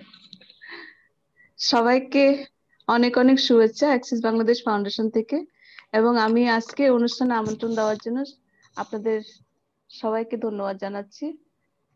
তো আমি যে প্রতিবন্ধী ব্যক্তিদের, আমি স্যারের কথা শুনতেছিলাম আর ভাবতেছিলাম যে কি গভীরভাবে স্যার কথাগুলো বলতেছিলেন। আমাদের আজকে প্রতিবন্ধীদের অবস্থা যদি বলি, যে আমি কিন্তু দীর্ঘদিন থেকে আমি প্রতিবন্ধী, প্রায় 40 বছর কাছাচ্ছে আমি প্যারালাইসিস জীবন, না 40 বছরের বেশি। তো প্রতিবন্ধীদের অবস্থা যদি আমরা যদি বিশ্ব স্বাস্থ্য সংস্থার তথ্য অনুযায়ী বলি যে 15% প্রতিবন্ধী, তাহলে আমরা এখন 2,40,00,000 প্রতিবন্ধী মানুষ এই বাংলাদেশে আছে। প্রতিবন্ধী মানুষরাই মানে সবচেয়ে পিছিয়ে পড়া জনগোষ্ঠী এবং সামাজিক বৈষম্য ও কুসংস্কার অনেক বেশি আছে। মৌলিক অধিকার গুলোর মধ্যে শিক্ষা বলেন, স্বাস্থ্য বলেন, বাসস্থান, কর্মসংস্থান, যাতায়াত, কোনো কিছুতে কিন্তু আমাদের সেভাবে আগায়নি। আমি প্রথমে প্রবেশগম্যতার কথা বলি। আমরা যদি চিন্তা করি যে আমাদের স্কুলগুলাতে আমরা যেতে পারছি কিনা, সেখানে কিন্তু সেভাবে প্রবেশগম্যতা নাই এখনো পর্যন্ত। স্কুল, হাসপাতাল, সেবা প্রদানকারী যে কোনো জায়গার মধ্যে কিন্তু আমাদের প্রবেশগম্যতা নাই। পাহাড়ি অঞ্চল, এটা আরো অনেক কষ্ট, মানে বিশেষ করে যারা আমরা শারীরিক প্রতিবন্ধী, আমাদের জন্য এটা একটা অনেক বড় একটা জায়গা। শপিং সেন্টার গুলো তৈরি হয় কিন্তু র্যাম্প থাকে না। প্রথমে কয়েকটা সিঁড়ি থাকে, সিঁড়িগুলো উঠানোর পরে তারপর লিফট। এইভাবে কিন্তু এখনো পর্যন্ত যে এই জায়গাটার মধ্যে আমাদের আছে যে শপিং সেন্টার বলি, আমরা যদি কোনো দর্শনীয় স্থানে যাই সেখানেও কিন্তু একই অবস্থা, যাওয়া যায় না। ঠিক সেই ব্যাপারে আমি প্রথমে বলতেছি যে শুধু যে এটাতে তা না, আমরা যদি চিন্তা করি তথ্য যোগাযোগ বা আমরা প্রযুক্তিতে যদি চিন্তা করি, ওখানে কিন্তু প্রতিবন্ধী মানুষের কিন্তু কোনো রকমের প্রবেশগম্যতা ওভাবে সৃষ্টি হয় নাই বা নেই। আমি যদি স্বাস্থ্য সেবায় চিন্তা করি, এখনকার চিন্তা করে কয়েক মাস ধরে যে আমরা যে কি বিভীষিকার মধ্যে আছি সেটা বুঝাতে পারবো না। আমরা যারা প্রতিবন্ধী আছে আমাদের জন্য কিন্তু এখনো পর্যন্ত কোনো সেরকম ভাবে এই যে কোভিড পরিস্থিতিতে আমি যদি অসুস্থ হই আমার সেবা পাওয়ার কিন্তু কোনো জায়গা নাই। এবং যারা কাজ করছে তারা কিন্তু জানে না এখনো পর্যন্ত একজন প্রতিবন্ধী মানুষকে তারা কিভাবে কিভাবে সেবা করবে। আমার কয়েকজন প্রতিবন্ধী ভাই বোন তারা খুব কোভিড আক্রান্ত হয়ে যখন ভর্তি হয়েছে তখন সেই অবস্থাটা আমি চিন্তা করতে চাই না যে কিরকম অবস্থা, যে আমি যে ওইখান থেকে আমাদের নিয়ে আসতে হয়েছে বাসার মধ্যে, তাকে আবার স্পেশাল ভাবে তৈরি, এটা তো সবাই পারবে না বা এবং অনেক কষ্টের মধ্যে এখনো পর্যন্ত হসপিটাল গুলা প্রস্তুত না যে একজন প্রতিবন্ধী মানুষকে তারা কিভাবে সেবা দেবে। তার সেখানে যে স্বাস্থ্যকর্মীরা আছে তারাও কিন্তু জানে না বিশেষ করে একজন প্রতিবন্ধী মানুষকে কিভাবে হ্যান্ডেলিং করবে। সেই হিসাবে আমি বলবো যে অনেক ডাক্তাররাও কিন্তু বুঝতে পারেন না। কিন্তু একজন কোভিড এর যে সবচেয়ে বড় যে জিনিসটা যে যে সাপোর্ট, যে একজন আরেকজনকে স্পর্শ করবে না, কিন্তু এখানে এই জায়গাটার মধ্যে কিন্তু হসপিটাল গুলা একদমই একদমই প্রস্তুত না। আমি যদি শিক্ষার অবস্থায় আসছি, শিক্ষাতে এখানে অনলাইনে এখন অনেক ক্লাস হচ্ছে বাইরে, কিন্তু প্রতিবন্ধী মানুষরা কিন্তু সে অনলাইনে কিন্তু যুক্ত হতে পারছে না, কারণ তারা জানে না। বিশেষ করে যারা সিভিয়ারলি প্রতিবন্ধী, যেমন ধরেন অটিজম, ডাউন সিনড্রোম, বুদ্ধি প্রতিবন্ধী, সেরিব্রাল পলসি, বাগজ শ্রবণ প্রতিবন্ধী, তারা কিন্তু প্রায় যতটুকু আগাই ছিল তার চেয়ে অনেক বেশি আমার মনে হয় পিছিয়ে গেছে, কারণ তাদের সব সময় একটা সাপোর্টের দরকার হয় যে কিভাবে তারা ক্লাসগুলো করবে। বিশেষ করে আমি তৃণমূলের কথা বলছি, শহরের কথা বলছি, সব জায়গায় কিন্তু প্রায় একই অবস্থা। অভিভাবকদের এই জায়গাটার মধ্যে অনেকগুলা সমস্যার মধ্যে সবচেয়ে বড় সমস্যা হচ্ছে তারা যোগাযোগের জায়গাটার মধ্যে তারা করতে পারছে না। এবং অভিভাবকরাও আগে একটা বাইরের সাপোর্ট পেত, বিশেষ করে যাদেরকে সার্বক্ষণিক একজন কেয়ার গিভার প্রয়োজন, এখন সেই সাপোর্টটাও ওনারা পাচ্ছে না। সেই কারণে আমি কোভিড এর জিনিসটা বারবার আনতেছি, কারণ এটা সহজে যাবে বলে মনে হয় না, কিন্তু এই জায়গাটার মধ্যে সবাইকে কাজ করা উচিত। প্রতিবন্ধী মানুষরা যতটুকু আগিয়ে ছিল তার চেয়ে অনেক বেশি আবার পিছিয়ে গেছে। এই জায়গাটার মধ্যে একটা মানসিক চাপ, মানসিক যে পারিবারিক চাপ, সামাজিক চাপ, সবকিছু মিলা এখানে আমরা কিন্তু, আমি যেহেতু প্রতিবন্ধী ব্যক্তি সেজন্য বলছি আমরা কেউ কিন্তু এই জায়গাটার মধ্যে ভালো নেই, অনেক সমস্যার মধ্যে আমরা যাচ্ছি। কর্মসংস্থানের অবস্থা কর্মসংস্থান প্রতিবন্ধী ব্যক্তিরা আস্তে আস্তে যুক্ত হচ্ছিল বিভিন্ন ফ্যাক্টরির সাথে, ইন্ডাস্ট্রির সাথে, এবং বিভিন্ন জায়গার মধ্যে তারা চাকরি পাচ্ছিল, চাকরি করতেছিল। এই কোভিড সিচুয়েশনে আবার তারা পিছিয়ে গেছে। যারা ক্ষুদ্র ব্যবসা করত, এই লকডাউন কোভিড এর কারণে তারা ছিন্ন বিচ্ছিন্ন হয়ে গেছে, অনেকে পারে না। এখন আমি আগেই বলছি যে আমাদের সাহায্যকারী লাগবে। এখন এই মুহূর্তে কে সাহায্য করবে? কে মার্কেট থেকে জিনিসটা এনে দেবে? কে আমাকে এই যোগানটা দেবে? এই জায়গাটার মধ্যে, এবং সবচেয়ে আরো বড় সমস্যা সেটা হচ্ছে যে মার্কেটিং থেকে যে কে কিনবে। মানুষ কিন্তু এখন কেনাটাও কিন্তু সব জিনিস কিন্তু কিনতেছে না। এখন ওনারা যারা কাজ করতো তারা কিন্তু সেই আগের জায়গার মতো কাজ করতে পারছে না, এবং অনেকে তারা লোন নিয়েছিল বিভিন্ন জায়গা থেকে। এই কোভিড এর কারণে এই 6-7 মাস বা এই যে কাজ করতে না পারে তাদের কিন্তু এই পুঁজিটা বসে বসে খেতে হয়েছে এই জায়গাটার মধ্যে। একটা জায়গায় তো কিছুদিন আগে, একটা জুলাই মাসের দিকে মনে হয়, আমি একটা বণিক বার্তাতে দেখছিলাম যে 2011টি ফ্যাক্টরি বন্ধ হয়ে গেছে। তার মানে ওইখানে কোনো কাজ নাই। ছোট ছোট যারা কাজ করতো বিউটিশিয়ান পার্লারে বা বিভিন্ন জায়গায়, ওই কাজগুলো কিন্তু চলে গেছে, বন্ধ হয়ে গেছে। এই জায়গাটার মধ্যে প্রতিবন্ধী মানুষদেরকে কাজ নাই বললেই চলে। এবং যারা ফ্যাক্টরি গুলো যখন বন্ধ হচ্ছে তখন খুব বলতেছে কোভিড এর কারণে তুমি অফিসে এসো না, তোমার দরকার নাই, তোমাকে আমরা কিছু সাহায্য করব বা এরকম। কিন্তু আস্তে আস্তে কিন্তু তাদের চাকরিটা চলে যাচ্ছে। এই জায়গাটাও আমাদের দেখা উচিত যে কিভাবে তারা চাকরিটা না হারায়, কিভাবে তারা চাকরিটা করতে পারে। এই জায়গাটার মধ্যে কোভিড এর কারণে অনেকটা আমরা পিছিয়ে গেছি।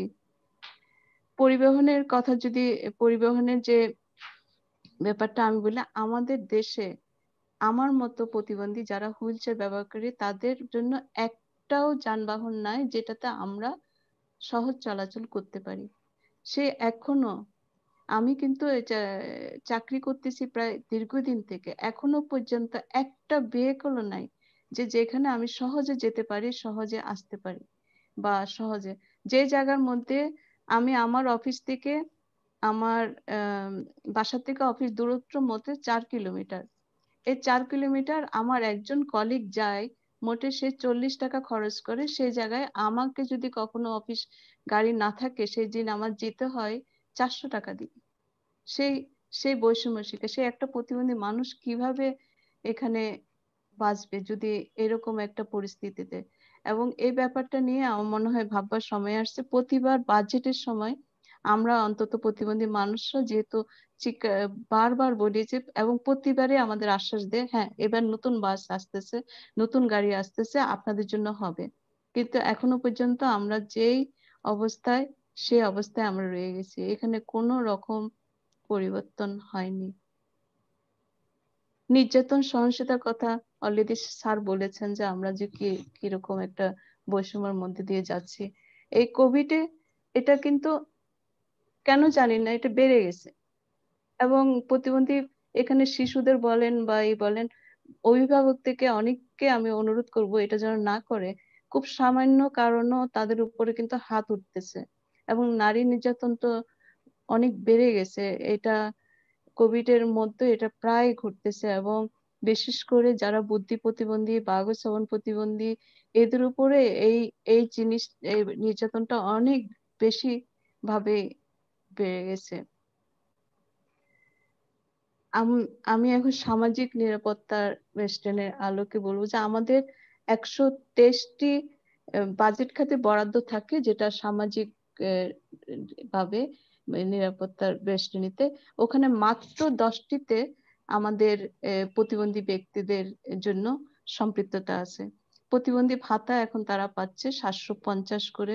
শিক্ষা উপবৃত্তি এটা ক্লাস ভিত্তিক, এটা 1300 পর্যন্ত তারা পায়। এছাড়াও প্রতিবন্ধী প্রশিক্ষণ গুলা এখন আপাতত বন্ধ, শনাক্তকরণ কাজটা চলতেছে। এরকম বেশ কিছু সরকারের কাজ আছে। আমার ব্যক্তিগত না, আমার সারা জীবন থেকে আমি যেটা দেখেছি যে আমাদের সবচেয়ে বেশি বাধা দৃষ্টিভঙ্গি। মানুষ চিন্তা করে না কিভাবে, মানে চিন্তা করে না, এবং এই দৃষ্টিভঙ্গিটা যদি একটুখানি পরিবর্তন করে তাহলে কিন্তু আমরা অনেকগুলা কিন্তু আমরা ওভারকাম করতে পারি এবং আমাদের সমস্যাটা অনেকটা করে। মানুষ চিন্তা করে না এবং চিন্তা করতে চায় না এবং নিজেদের ইচ্ছাটাতে অনেক সময় চাপায় দেওয়া হয়। এই কারণে আরো প্রতিবন্ধী মানুষরা পিছিয়ে আছে। আরেকটা সবচেয়ে বড় বাধা মনে হয় আমাদের প্রতিবন্ধিতার প্রতিটা ইস্যু সমাজ কল্যাণ মন্ত্রণালয়ে, আমাদের শিক্ষা সমাজ কল্যাণ মন্ত্রণালয়ে, আমাদের স্বাস্থ্য সমাজ কল্যাণ মন্ত্রণালয়ে। আমি মনে করি যে এখানে এই মন্ত্রণালয়টা এটা আন্তঃ মন্ত্রণালয়ের প্রতিটা মন্ত্রণালয়ের মধ্যে একজন নাগরিক হিসেবে যে সুযোগ সুবিধা থাকে এটা প্রতিবন্ধী মানুষদের।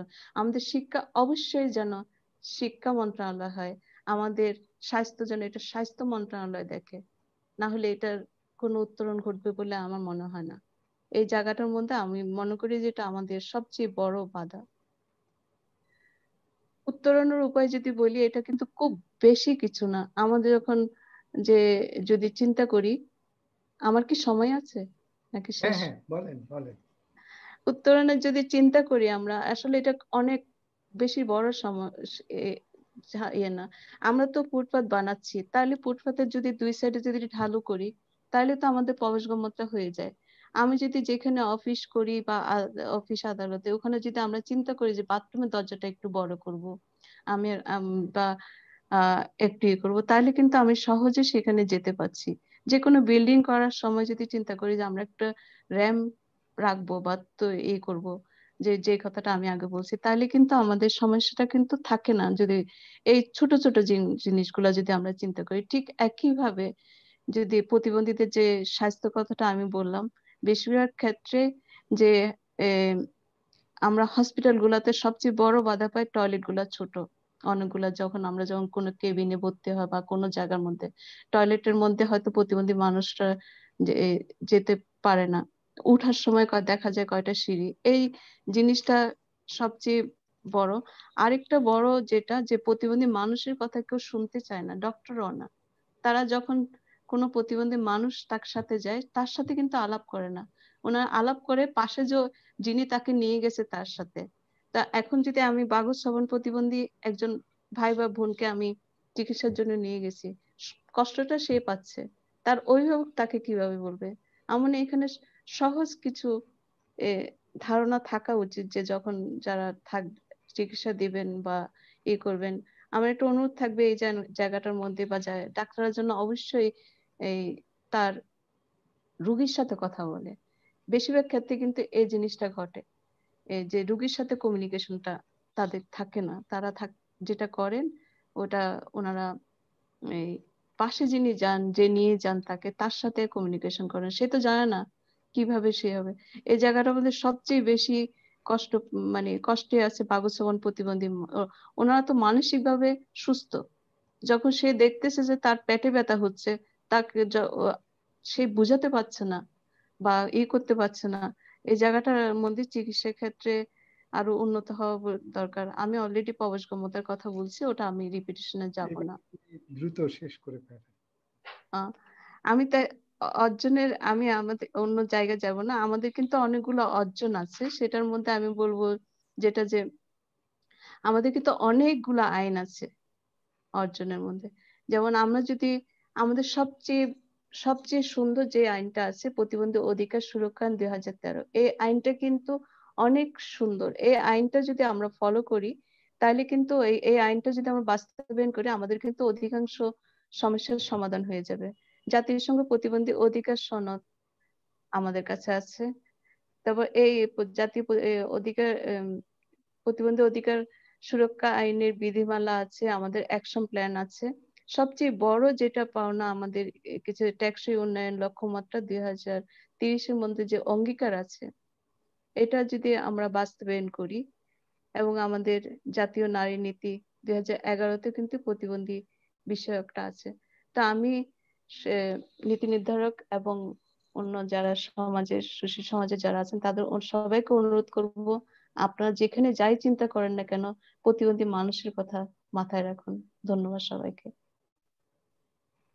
ধন্যবাদ মহুয়া পালকে তার মর্মস্পর্শী বক্তব্যের জন্য। এখন আমি সঞ্জীব দ্রংকে বলবো, তবে সময় 10 মিনিট, এর মধ্যেই সঞ্জীব দ্রংকে সমাপ্ত করার কথা বলবো, তাহলে আমরা প্রশ্নোত্তরের জন্য আরো 10 মিনিট তাহলে দিতে পারবো। স্যার অনেক ধন্যবাদ। আমি সংক্ষেপে বলবার চেষ্টা করব। আমার বিষয়টা আসলে অনেক বড়, কিন্তু আমি চিন্তা করলাম যে ডক্টর বিনায়ক দা, যেহেতু আমি এটা আমার ভাবনাই ছিল না, কিন্তু উনার কথা শোনার পর আমার মনে হলো যে এই বিষয়ে আমি একটু বলি 2 মিনিটের মতো। হ্যাঁ হ্যাঁ নিশ্চয়ই। উনি বিহার অঞ্চলের আদিবাসী বা ঝাড়খণ্ড অঞ্চলের আদিবাসীদের কথা বলেছেন। তো আমার কাছে একটা বই আছে, এটা যেহেতু আমরা ছাত্রদের জন্য কথা বলছি, ছাত্ররা যদি এটা পড়ে, যে Jharkhand movement, indigenous people struggle for autonomy in India, ভারতে।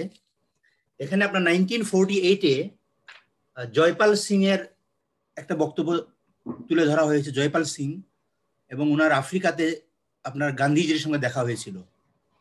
তো উনি বলেছিলেন যে ভারতে গান্ধীজি লঞ্চিং করতে যাচ্ছেন a nation wide reconstruction plan, মানে nation wide reconstruction plan for India এবং আদিবাসী। তা আমি মনে করি যে এটা খুবই গুরুত্বপূর্ণ আমাদের ছাত্রছাত্রীদের জন্য, যারা অর্থনীতির ছাত্রছাত্রী। আকাশ স্যার জানি না আমাকে কেমনে যুক্ত করেছেন, আমি তো অর্থনীতির ছাত্র না, আমি তো অ্যাকাউন্টিং এর ছাত্র ঢাকা ইউনিভার্সিটি, আদিবাসীদের ভয়েস সেই জন্য। তো এটা দেখবেন একটু। আরেকটা হলো, আমি এটা অনুরোধ করব, আমার ছাত্র বন্ধুরা পড়বেন অরুন্ধতী রায়ের ওয়াকিং উইথ দ্য কমরেডস। সেখানে আপনার ছত্রিশগড় বা দণ্ডকারণ্য, ওইসব অঞ্চলের আদিবাসীদেরকে বলা হচ্ছে ওইটা পাকিস্তান। তার মানে কি, মানে ভারতের ইচ্ছা করলে আপনার আইন শৃঙ্খলা বাহিনী তাদেরকে কিল করতে পারে। তো এটা অরুন্ধতী রায়ের, এটা বাংলাও বেরিয়েছে, আপনারা এটা দেখবেন। আমি এইটুকু মানে, তারপরে আমি পার্টে যাব। তারপরে হলো আপনার আমার ছাত্র বন্ধুরা নিশ্চয়ই জেমস ক্যামেরনের এভাতার ফিল্ম দেখেছেন। Avatar, the Omaticaya people, indigenous peoples, Avatar. The sky people do not see, the sky people do not learn. মানে এই যে স্কাই পিপল এবং এই যে ইন্ডিয়া আদিবাসী, তো স্কাই পিপল কারা? তো আমাদের বাংলাদেশেও স্কাই পিপল কারা? এই ধরেন চিম্বক পাহাড়ে 5 স্টার হোটেল যারা করতে যায়, তারা স্কাই পিপল। তো এভাতার ফিল্ম দেখবেন। তারপরে প্রকাশ ঝার একটা ফিল্ম আছে, প্রকাশ ঝা, চক্রায়ুত মনে হয় বাংলা হবে চক্রবৃদ্ধি। ওই যে মহাশ্বেতা দেবী বলতেন যে আপনার এই ভারতে বছর বছর বাড়তে থাকে এবং সংবিধানে আদিবাসীদের কথাগুলো সংবিধানের শোভা হয়ে থাকে, অলংকার হয়ে থাকে, আর আদিবাসী মানুষের দুঃখ চক্রবৃদ্ধি হারে বাড়তে থাকে। তো এটা চক্রায়ুত। আপনারা ওই অভয় দেওল, অর্জুন রামপাল, এবং নায়িকা হলো আপনার একটা পাতিল একটা মেয়ে। এভাতার ফিল্মের সাথে মিল আছে এটার, যে আদিবাসী গ্রামে যায়, গিয়ে ওই মেয়ের প্রেমে পড়ে, এবং তাকে আসলে পুলিশ পাঠিয়েছিল, তার বন্ধু পুলিশ, যে তুমি যাও, ওদেরকে খালি করো, ওদের জায়গা ছেড়ে দিতে বলো, ওখানে শিল্প হবে, উন্নয়ন হবে, তুমি ওদেরকে বোঝাও ওরা কেন আন্দোলন করে, ওরা কেন না করে। তো ওই বন্ধুটা আপনার অভয় দেওল আর অর্জুন রামপাল ছিল পুলিশ। ওখানে গিয়ে ও পরে তার বন্ধুকে বলে, ওরা যে যুদ্ধ করে এটাই ওদের যুক্তি, যুদ্ধ না করাটাই হয়তো ওদের জন্য অযৌক্তিক। মানে সংগ্রাম করবার, যুদ্ধ করবার যাবতীয় আয়োজন করে রেখেছে রাষ্ট্র সেখানে। আচ্ছা, তো এটা একটা, আমি বললাম চক্রায়ুত, এভাতার, এবং আরেকটা ফিল্ম দেখবেন মেল গিবসনের ফিল্ম অ্যাপোকালিপ্তো। এই আপনার পার্বত্য চট্টগ্রাম বা আমাদের খাসিয়া, গারো, সুন্দরবনের আদিবাসীদের সংগ্রামের সঙ্গে মিল আছে, যে আমরা বনকে, পাহাড়কে, ভূমিকে কিভাবে দেখি। যেমন আমরা ধরেন পার্বত্য চট্টগ্রাম, গারো পাহাড়, খাসিয়া পাহাড়, মধুপুরের বন, এটাকে আমরা ওই মুনাফা করব, আকাশ স্যার যেভাবে বলেন মুনাফা করব, বেচবো, টাকা পয়সা পাবো, বিল্ডিং বানাবো, এভাবে তো দেখি না, জীবনের অংশ হিসাবে দেখি। মানে বন, পাহাড়, নদী, ঝর্ণা জীবনের অংশ, এটা শুধু মুনাফা না। তো আমি যে উপস্থাপনা দেখলাম সেখানে তো ব্যাপক বৈষম্যের কথা বলা হয়েছে, আমি একমত।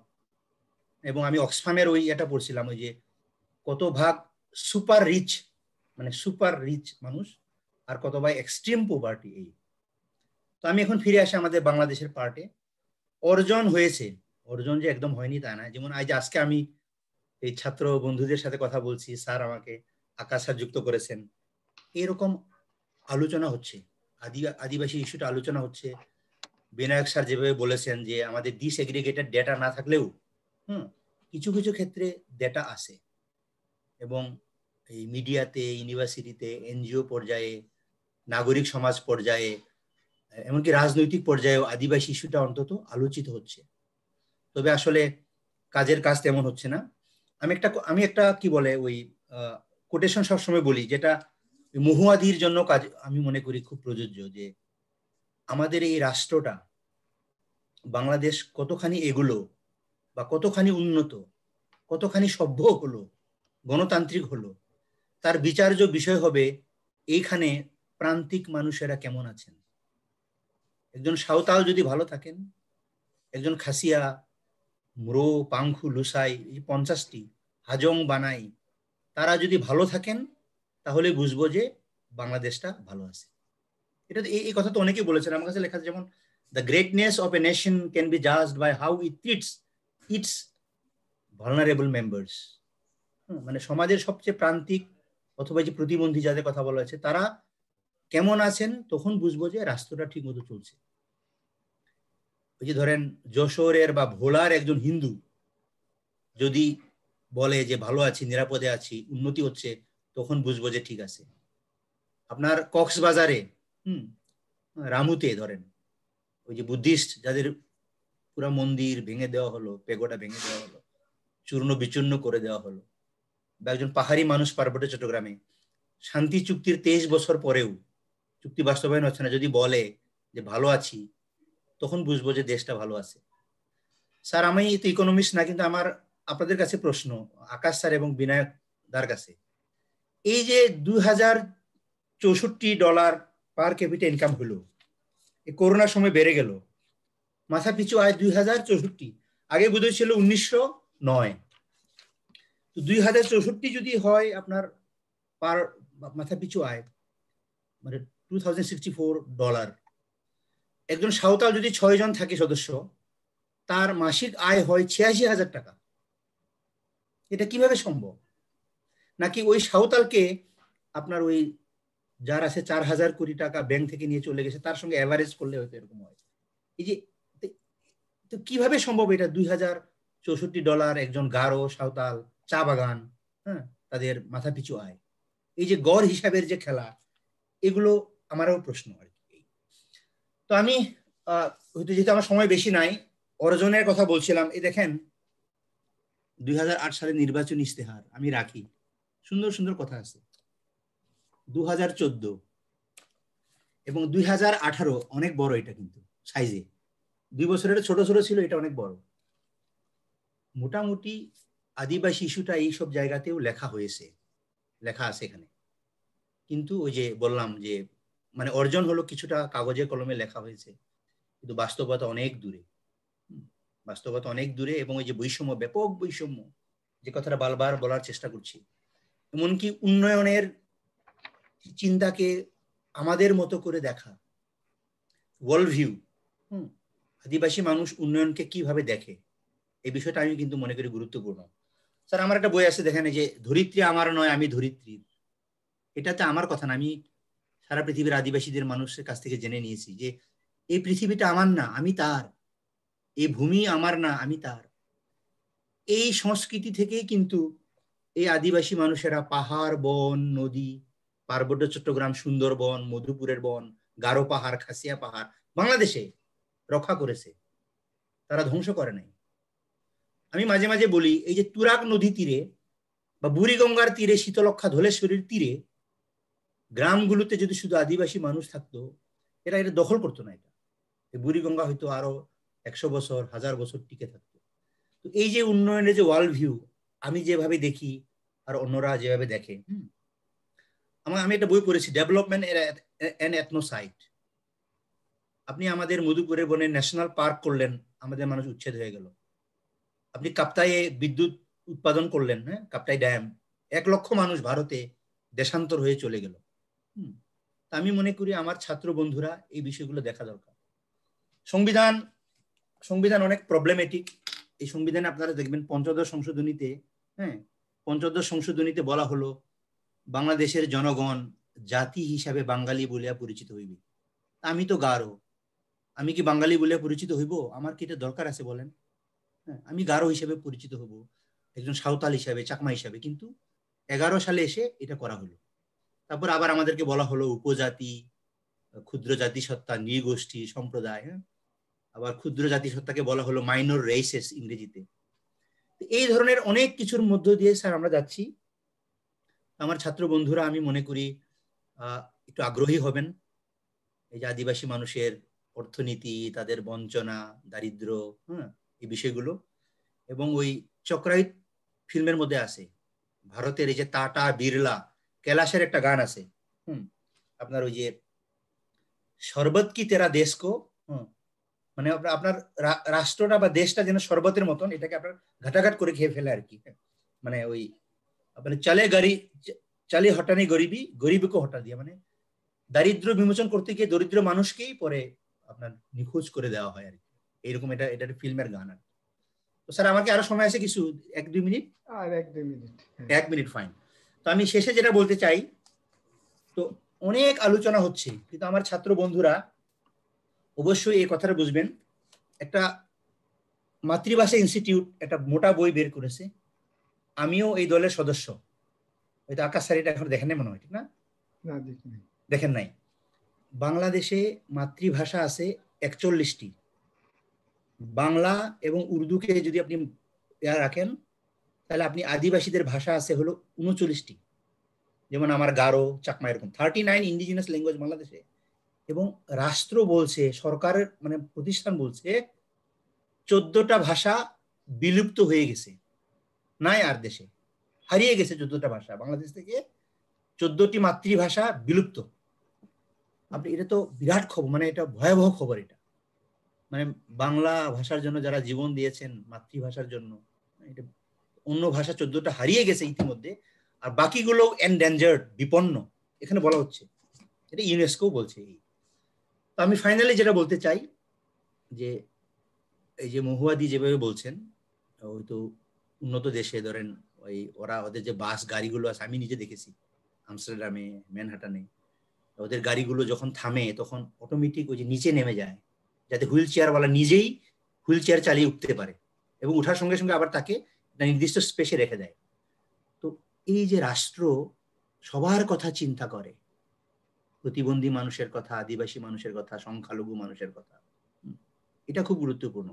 আমি শেষ করছি স্যার, আমার এখন মনে হয় বাংলাদেশে আদিবাসী মানুষের কথা, প্রান্তিক মানুষের কথা, হাওর অঞ্চলের কথা, পাহাড়ের মানুষের কথা রাষ্ট্র আসলে তার চোখ দিয়ে দেখতে পাচ্ছে না।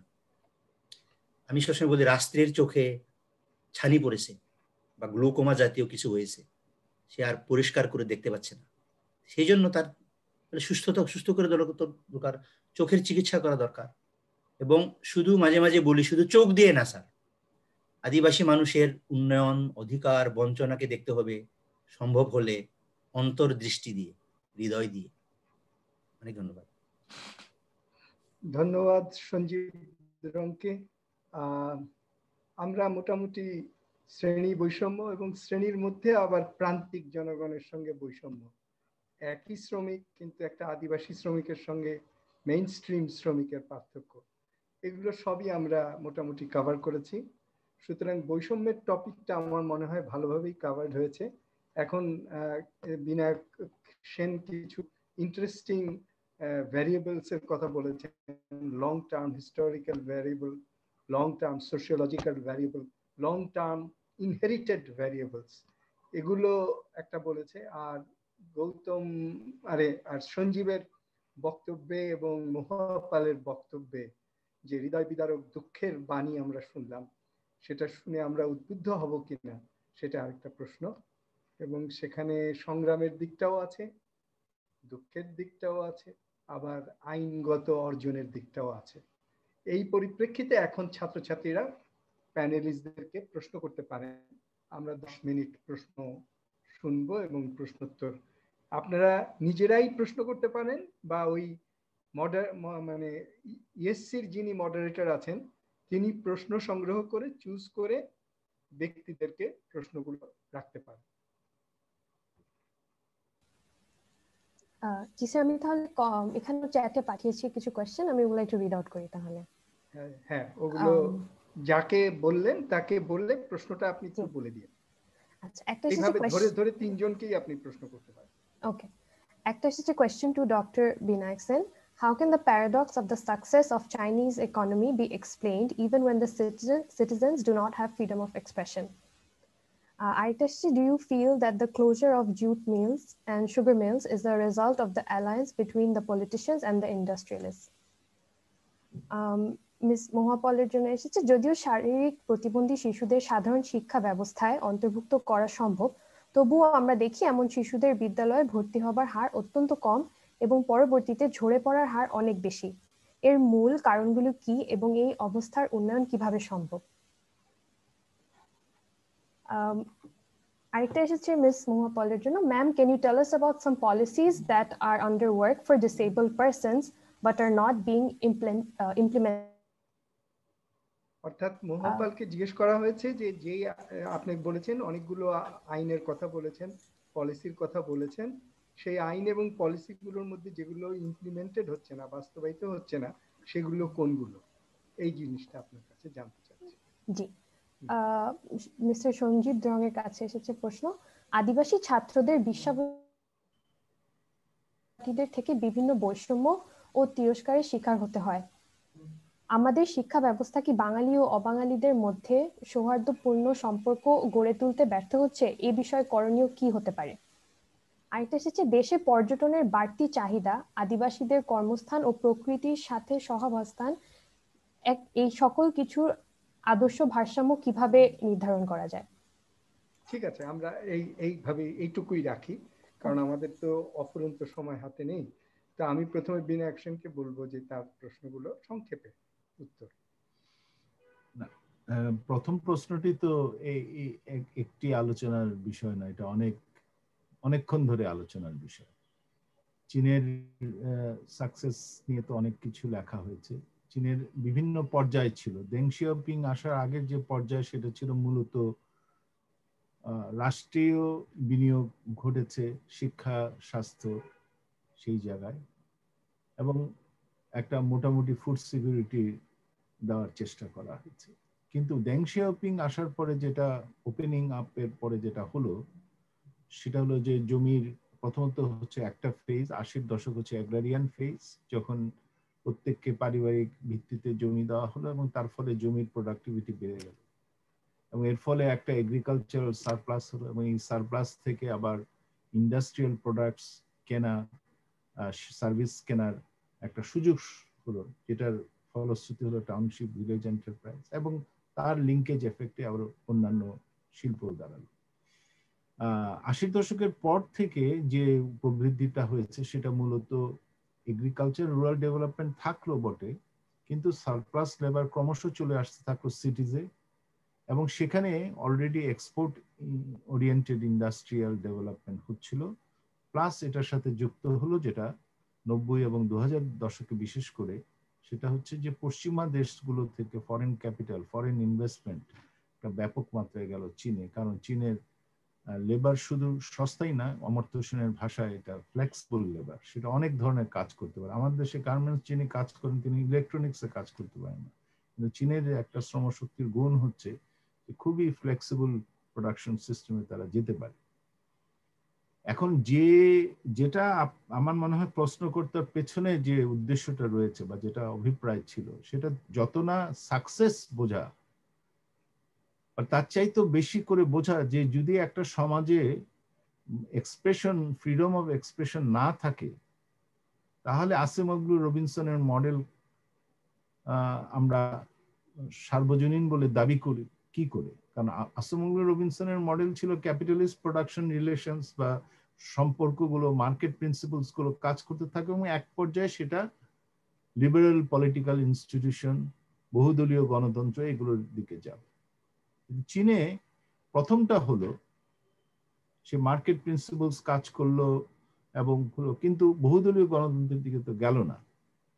তাহলে এইরকম একটা সিস্টেমটাকে জিজেক, স্লাভোই জিজেক বলেছেন, it's an explosive combination of authoritarianism with free market capitalism. That is what explains China's success. আমার একটা short answer আছে to this long and complex question. সেটা হচ্ছে যে গণতন্ত্র থাকুক বা না থাকুক, আপনাকে অ্যাকাউন্টেবল ফ্রেমওয়ার্ক দিতে হবে। Accountability is a must condition for durable success. আপনি যদি হাসপাতালে যে ডায়ালিসিস না করাতে পারেন ডায়ালিসিস রোগীকে, অ্যাকাউন্টেবল ফ্রেমওয়ার্ক থাকতে হবে। অমর্ত্য সেন যে আগে লেকচার দিয়ে গিয়েছিলেন গত ফেব্রুয়ারিতে, বলেছিলেন যে রেসপন্সিবিলিটি সেটা তো আইনি ভাষায় লিপিবদ্ধ থাকে না। Responsibility is something, it is beyond the formal stipulation of rules and regulations. তো সেই জন্য রেসপন্সিবিলিটি এন্ড অ্যাকাউন্টেবিলিটি এই দুটো জিনিস যদি আপনার সমাজে থাকে, সেই দুটো সেখানে যদি প্রথাগত অর্থে বহুদলীয় গণতন্ত্র নাও থাকে, তাহলেও একটা দেশ অনেক দূর পর্যন্ত যেতে পারে।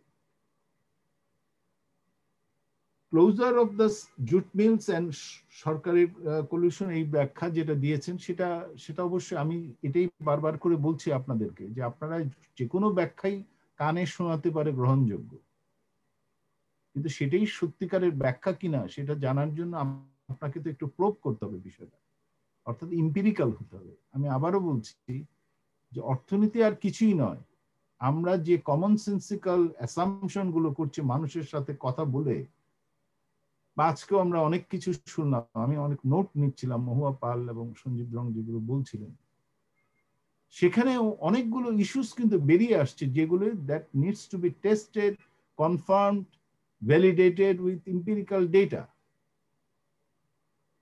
এইটা আমাদের করতে হবে। এখন জুট মিলের ক্ষেত্রে কেন এই ক্লোজার হলো এবং তা নিয়ে কেন সোশ্যাল রিঅ্যাকশন হলো না, সেটার একটা হলো পলিটিক্যাল দৃষ্টিকোণ থেকে এটা অ্যানালাইসিস করা যেতে পারে, আর একটা ইকোনমিক দৃষ্টিকোণ থেকে অ্যানালাইসিস করা যেতে পারে। যাদের রুটি রুজি পথ বন্ধ হলো তারা কেন আন্দোলনে গেলেন না?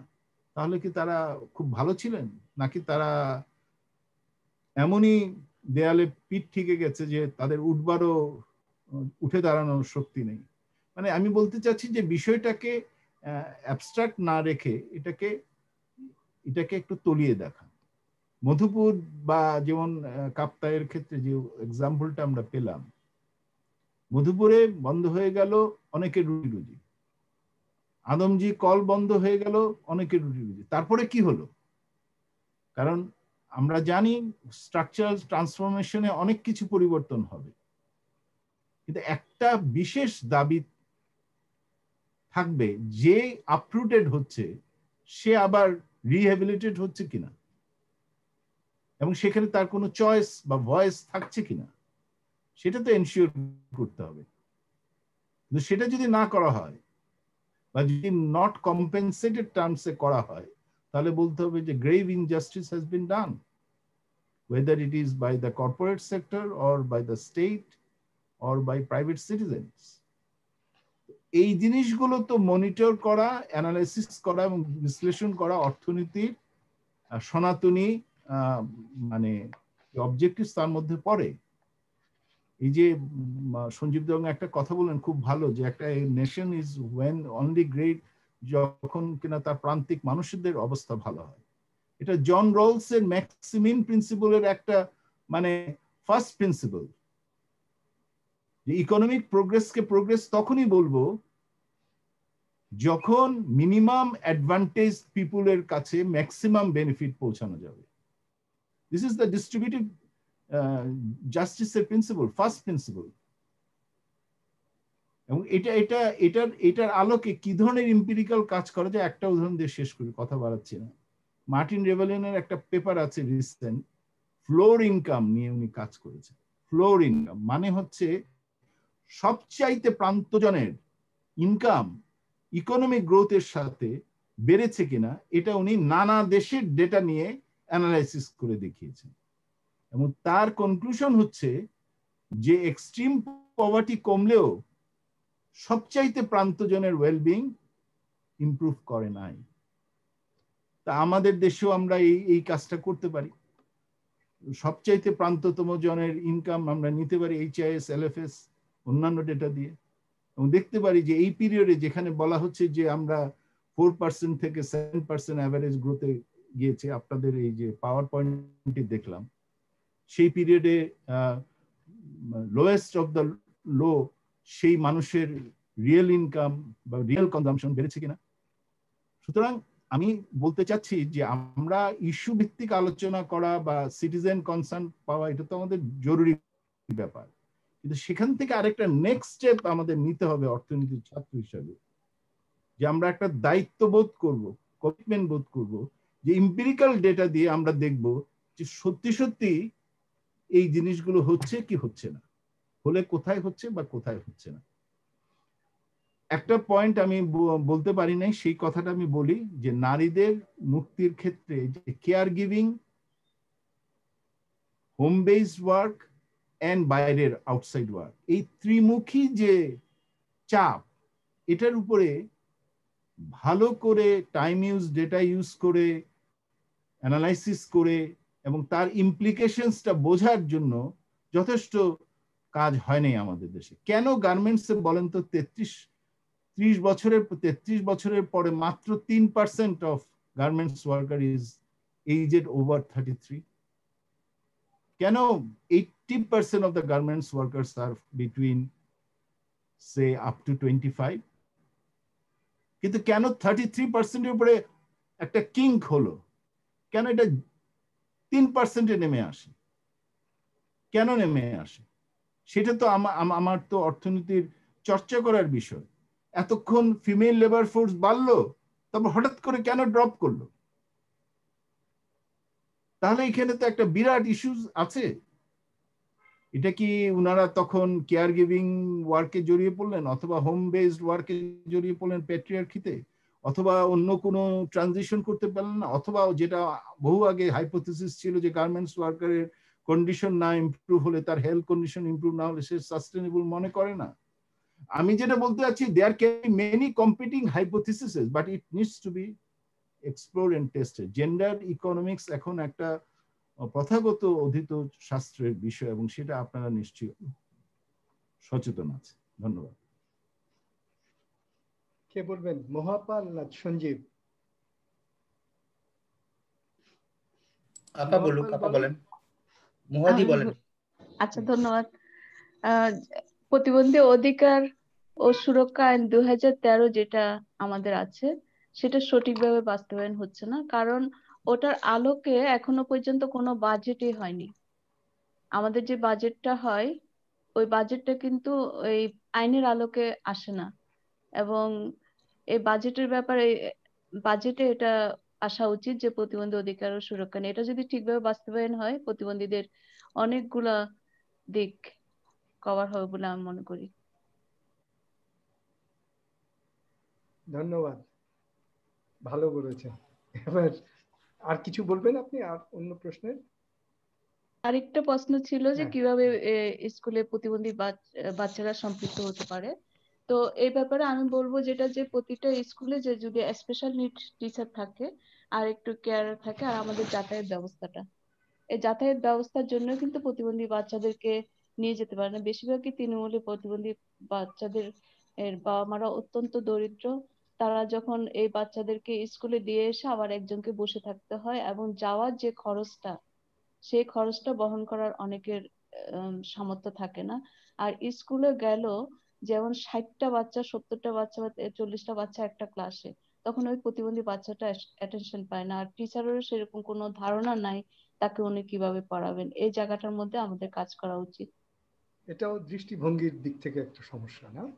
মানে যারা কিছুটা ইনভলভ তাদের দৃষ্টিভঙ্গি, স্পেশাল কেয়ারটা নাই। স্পেশাল দৃষ্টিভঙ্গি, অ্যাক্সেসিবিলিটি দুটোই। আচ্ছা, দুটোই আছে। দুটোই এখানে অ্যাক্সেসিবিলিটিটা বড়। যেমন স্কুলে যাচ্ছে, আমি একটা মেয়ের কথা জানি, তার অনেক সাহস, অনেকে, সে এখন ইংলিশ অনার্সে 3rd ইয়ারে পড়ছে। এই মেয়েটা সেরিব্রাল পলসি, সে যে এতদিন স্কুল করেছে, সকাল 7টায় বেরোতো, সে কোচিং করছে, সেরিব্রাল পলসি, তার মা সারাক্ষণ তার সাথে থাকতো, এবং এই মেয়েটা কোনোদিনও টয়লেট পায়নি সে যে স্কুল জীবনে। আপনি একটু চিন্তা করে দেখেন যে এটার জন্য অনেকবার বলার পরও সে যখন ও ক্লাস 5 থেকে আমরা স্কুলের সাথে কথা বলতেছি, কিন্তু যখন সে 10ম শ্রেণীতে উঠলো তখনও কিন্তু তার অ্যাক্সেসিবল টয়লেটটা হয়নি।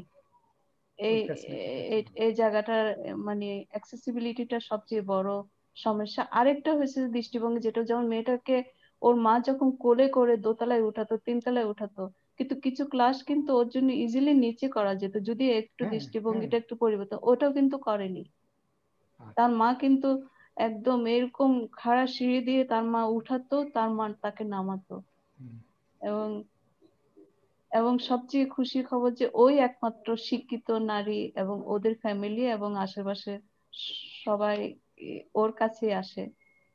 সে ভালো করে কথাও বলতে পারে না, কিন্তু অনেক ভালো। ধন্যবাদ। ধন্যবাদ। সঞ্জীব। অনেক ধন্যবাদ। প্রথম প্রশ্নটা ছিল যে ওই ইকো ট্যুরিজম বা পর্যটন নিয়ে। আমি মনে করি ইকো ট্যুরিজমের অনেক উদাহরণ আছে। নেপালের উদাহরণ ভালো।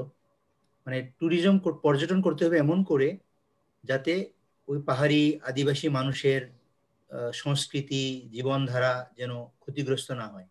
এবং ওই যে আকাশ স্যার বলছিলেন, একটা ইন্টারন্যাশনাল পলিসি আছে, free prior and inform consent policy. ওরা যেভাবে চায়, ওই যে বললাম 5 স্টার হোটেল যদি গ্রামে হয় তাহলে তো এটা অবাক করা বিষয়। তো জীববৈচিত্র্য থাকবে, অরণ্য থাকবে, প্রকৃতি থাকবে, হ্যাঁ, ঝর্ণা থাকবে, বন থাকবে, এবং ওই মানুষেরা ওই পর্যটনের একটা অংশীদার হবে, তারাও পার্ট হবে ওই ইকো ট্যুরিজমের। এটা এটা এটা একটা হতে পারে। আর আরেকটা ওই যে প্রশ্ন করেছেন যে ইউনিভার্সিটিতে আদিবাসী ছেলেমেয়েরা অনেক সময় নানা রকম তিরস্কারের শিকার হয়। এটা হয়। আমি যখন ছিলাম 35 বছর আগে, তখনও এরকম ঢাকা বিশ্ববিদ্যালয়ে, কিন্তু আমরা আনন্দ করতাম, মজা করতাম, গান গাইতাম। আমরা একটা যোগাযোগ গড়ে তুলতাম। মানে ওই যারা একটু দুষ্টামি করতো ওদেরকে সুন্দর কথা বলতাম। ও তো জানতো না আসলে। এই যে জানাজানির ব্যাপারটা গড়ে তুলতে হবে। আপনি দেখবেন এটা বড় অভিভাবকদের, আমার বন্ধু বান্ধব, আমার সাথে ক্লাসমেট যারা ছিল, আমার বন্ধু মেয়েরা, তাদের বাবা মা ভয় পাইতো। ওদের মেয়ে যদি বলতো যে একটু পাহাড়ে বেড়ায় আসছি, না সর্বনাশ, তুমি ওখানে বেড়াতে যেতে চাও, আশ্চর্য। এই কিন্তু ও যখন গিয়ে ফিরে আসলো তখন না, ওইরকম না। তো তার মানে জানাজানিটা অনেক বেশি গুরুত্বপূর্ণ, এবং শ্রদ্ধাপূর্ণ সম্পর্ক থাকতে হবে আমাদের মধ্যে। একটা প্রকল্প হতে পারে ক্লোজিং দ্য গ্যাপ জাতীয়, এটা অস্ট্রেলিয়া প্রাইম মিনিস্টারের গ্যাপ আছে, ক্লোজিং দ্য গ্যাপ বা ব্রিজিং দ্য গ্যাপ, এরকম একটা প্রকল্প আমাদের দেশে রাষ্ট্রীয়, বেসরকারি, ইউনিভার্সিটি পর্যায়ে হতে পারে। এবং ফাইনালি একটা সেতু বন্ধন রচনা করা, আদিবাসী বাঙালি ছেলে মেয়েদের সঙ্গে কথা বলা, বিতর্ক করা, সাংস্কৃতিক আয়োজন করা, এই বিষয়গুলো হতে পারে। স্যার, আমি শেষে একটা প্রশ্ন দেখেছি, ওই রুবাইয়া মুর্শেদ একটা প্রশ্ন করেছেন। আমি মনে করি আমার জন্য এটা খুব ভালো। আগামী 50 বছরে কোথায় যেতে চাই, কি দেখতে চাই? আমি মনে করি আপনারা আগামী 50 বছর না, আমি মনে করি আগামী 10-20 বছরের মধ্যে দেখতে চাই। 50 বছর তো বাঁচবো না আমরা, কিন্তু 20 বছর হয়তো আশা করা যায়। দেখে যেতে চাই সেটা হলো একটা কালচারাল সেন্সিটিভ একটা রাষ্ট্র হবে, সাংস্কৃতিক অনুভূতি সম্পন্ন, সংবেদনশীল একটা রাষ্ট্র হবে, যেখানে আপনারাই কাজ করবেন, রুবাইয়া আপনাদের মতো মানুষ, আপনারা কাজ করবেন। আপনারা হবেন প্রগতিশীল, সাংস্কৃতিক বৈচিত্র্যকে আপনারা রেসপেক্ট করবেন। গারো ফাইন, চাকমা, সাঁওতাল, খাসিয়া, মণিপুরি, এটা আপনাদের জন্য হবে বৈচিত্র্য এবং সৌন্দর্য। আপনাদের কোনো ভয়ের কোনো কারণ নাই। আপনাদের জন্য এটা হবে সম্পদ, যে একজন গারোর সাথে আপনার বন্ধুত্ব হলো, আপনি গারো 2টা লাইন শিখলেন। হ্যাঁ, এটা ভারতের উদাহরণ নেওয়া যেতে পারে, ভারতে মেঘালয় ইত্যাদি। এই তো ফাইনালি আমি চাই এই আদিবাসী মানুষগুলোকে, অথবা ধরেন আপনার এই দিদি আছেন প্রতিবন্ধী, সকল মানুষকে, আমাদের এই রাষ্ট্রটা, আমাদের এই দেশটা ওই যে অ্যাভাতারের মতো, I see you, last word ছিল, আমি তোমাকে দেখি, এটা বলবে। ধন্যবাদ সঞ্জীবকে। আমাদের সময় শেষ। কয়টা বাজে এখন? 8:50। তার মানে আমার আর 5 মিনিট টাইম আমার হাতে দেওয়ার কথা ছিল। আমি 3 মিনিটে আমার বক্তব্য শেষ করব আশা করি, সভাপতির ভাষণ হিসেবে। প্রথম পয়েন্ট আমি বলবো, যেটা বিনায়কও বলেছেন, সেটা হলো বি এম্পেরিক্যাল। সত্যের ক্রাইটেরিয়া কিন্তু অ্যাবস্ট্রাক্ট ট্রুথ না, সত্যের ক্রাইটেরিয়া হলো কংক্রিট ট্রুথ। কিন্তু এম্পিরিক্যাল হতে গেলে একটা বিপদ হয় যে আমরা একটা ন্যারো সার্কেলে মাইক্রো ডিটেইলসে জড়িয়ে যেতে পারি। সেই জন্য বিনায়ক এটাকে ইকোনমিক্সের মানে অ্যাবস্ট্রাকশন করে করে করে ন্যারো করে করে আমি একটা সিঙ্গেল কনজিউমার এবং তার ইনডিফারেন্স কার্ভ থেকে সবকিছু ডিরাইভ করলাম। ঠিক এরকম পদ্ধতি কিন্তু এম্পিরিক্যাল হওয়ার পদ্ধতি না। এম্পিরিক্যাল অ্যান্ড হিস্টোরিক্যাল দুটোই যদি আমরা হতে চাই, তাহলে আমাকে ইকোনমিক এবং সোশ্যাল দুই ভ্যারিয়েবল নিয়ে কাজ করতে হবে। মাল্টি ডিসিপ্লিনারি এম্পিরিক্যাল, যেগুলো অনেকে ভাবে যে সোশ্যালজি পলিটিক্স এগুলো হলো এম্পিরিক্যাল না, কিন্তু আসলে কিন্তু তা না, এগুলোরও এম্পিরিক্যাল ব্যাখ্যা আছে। সুতরাং empirical in a multi disciplinary way, এইটা একটা দরকার। আর দৃষ্টিভঙ্গির ব্যাপারটা খুব ইম্পর্টেন্ট ইন দ্য সেন্স যে আমি কিভাবে দেখছি দুনিয়াকে, নাহলে আমি এম্পিরিক্যাল হব কিভাবে। দুনিয়াকে দেখার ব্যাপারে বহু আগে অ্যাডাম স্মিথ তার ওয়েলথ অফ নেশনস লেখার আগে মোরালিটির উপর একটা বই লিখেছিল, সেন্টিমেন্টস মোরালিটি, এবং সে থিওরি অফ মোরাল সেন্টিমেন্ট। ওই বইয়ে 3 রকম দৃষ্টিভঙ্গির কথা সে বলেছিল মানুষের মধ্যে। একটা হলো সিম্প্যাথি, যে কোনো লোক একটা পথের মধ্যে পড়ে গেলে তার প্রতি আমার একটা সিম্প্যাথি তৈরি হয়, কারণ আমি ভাবি যে পড়ে গেলে আমারও তো এরকমই ব্যথা লাগবে।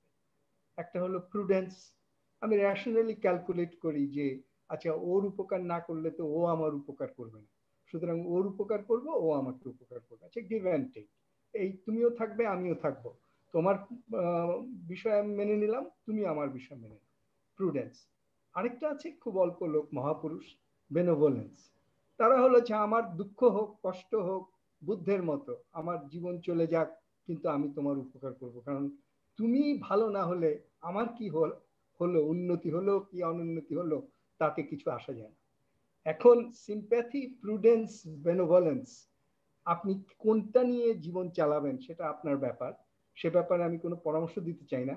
কিন্তু ডেভেলপমেন্টের ক্রাইটেরিয়া কি হবে, কোন ধরনের আচরণ হলে আমরা বলবো যে এটা ডেভেলপমেন্ট হচ্ছে, এটার ব্যাপারে আনিসুর রহমানের একটা খুব চমৎকার উদাহরণ আছে, সেটা আমি বলতে চাই। ধরা যাক একটা মানুষ ডুবে যাচ্ছে পুকুরে, এখন আপনি তাকে উদ্ধার করবেন। উদ্ধার করার জন্য আপনি লাফ দিয়ে পড়ে তাকে ঘুষি মেরে অজ্ঞান করে তাকে টেনে উপরে উঠিয়ে দিলেন।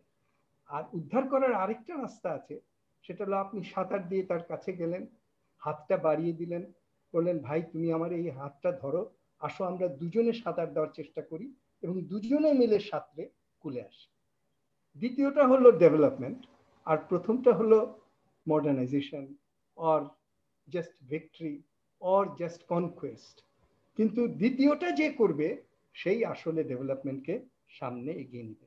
এবং সুখের বিষয় যে এখন এত বছর পর আমাদের এসডিজিতে এসে ইনক্লুসিভ ডেভেলপমেন্টের কথা আমরা সবাই বলছি, এবং আমরা ইনক্লুসিভ ডেভেলপমেন্টের একটা লক্ষণ বলেছি, সম্ভবত 10 নম্বর এজেন্ডা, যে লোয়েস্ট সেকশনের rate of growth of income হবে হাইয়েস্ট সেকশনের রেট অফ গ্রোথ অফ ইনকামের চেয়ে বেশি, যাতে আস্তে আস্তে গ্যাপটা কমে যায়।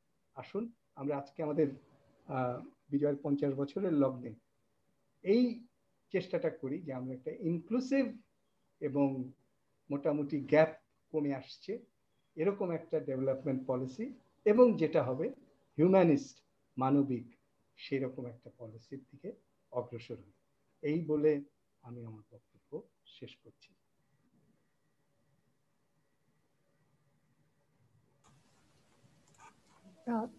Thank you sir.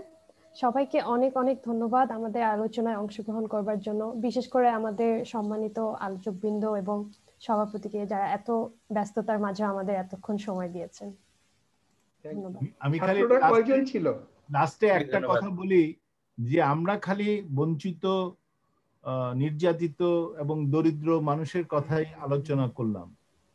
এই আগামী রুবাইয়ের প্রশ্নের জবাবে বলছি, আগামী 10-20 বছরের রিসার্চ এজেন্ডা শিফট হতে হবে, এবং ইনক্রিজিংলি আমাদের ফোকাসটা হতে হবে ওই যে অবতারের যে লোকটা স্কাইয়ের উপরে বাস করে দেখছে সেই ক্লাসটার উপরে। কারণ আমরা নিজেরা ওই ক্লাসের মধ্যেই আছি বা ধারে কাছে আছি। সো আগে তো সম্ভব ছিল না ওই ক্লাসকে জানা বোঝা। আমি ধরে নিচ্ছি ঢাকা বিশ্ববিদ্যালয়ের অর্থনীতি বিভাগের ছাত্রছাত্রী মানে একটা প্রিভিলেজ ক্লাসের সদস্য।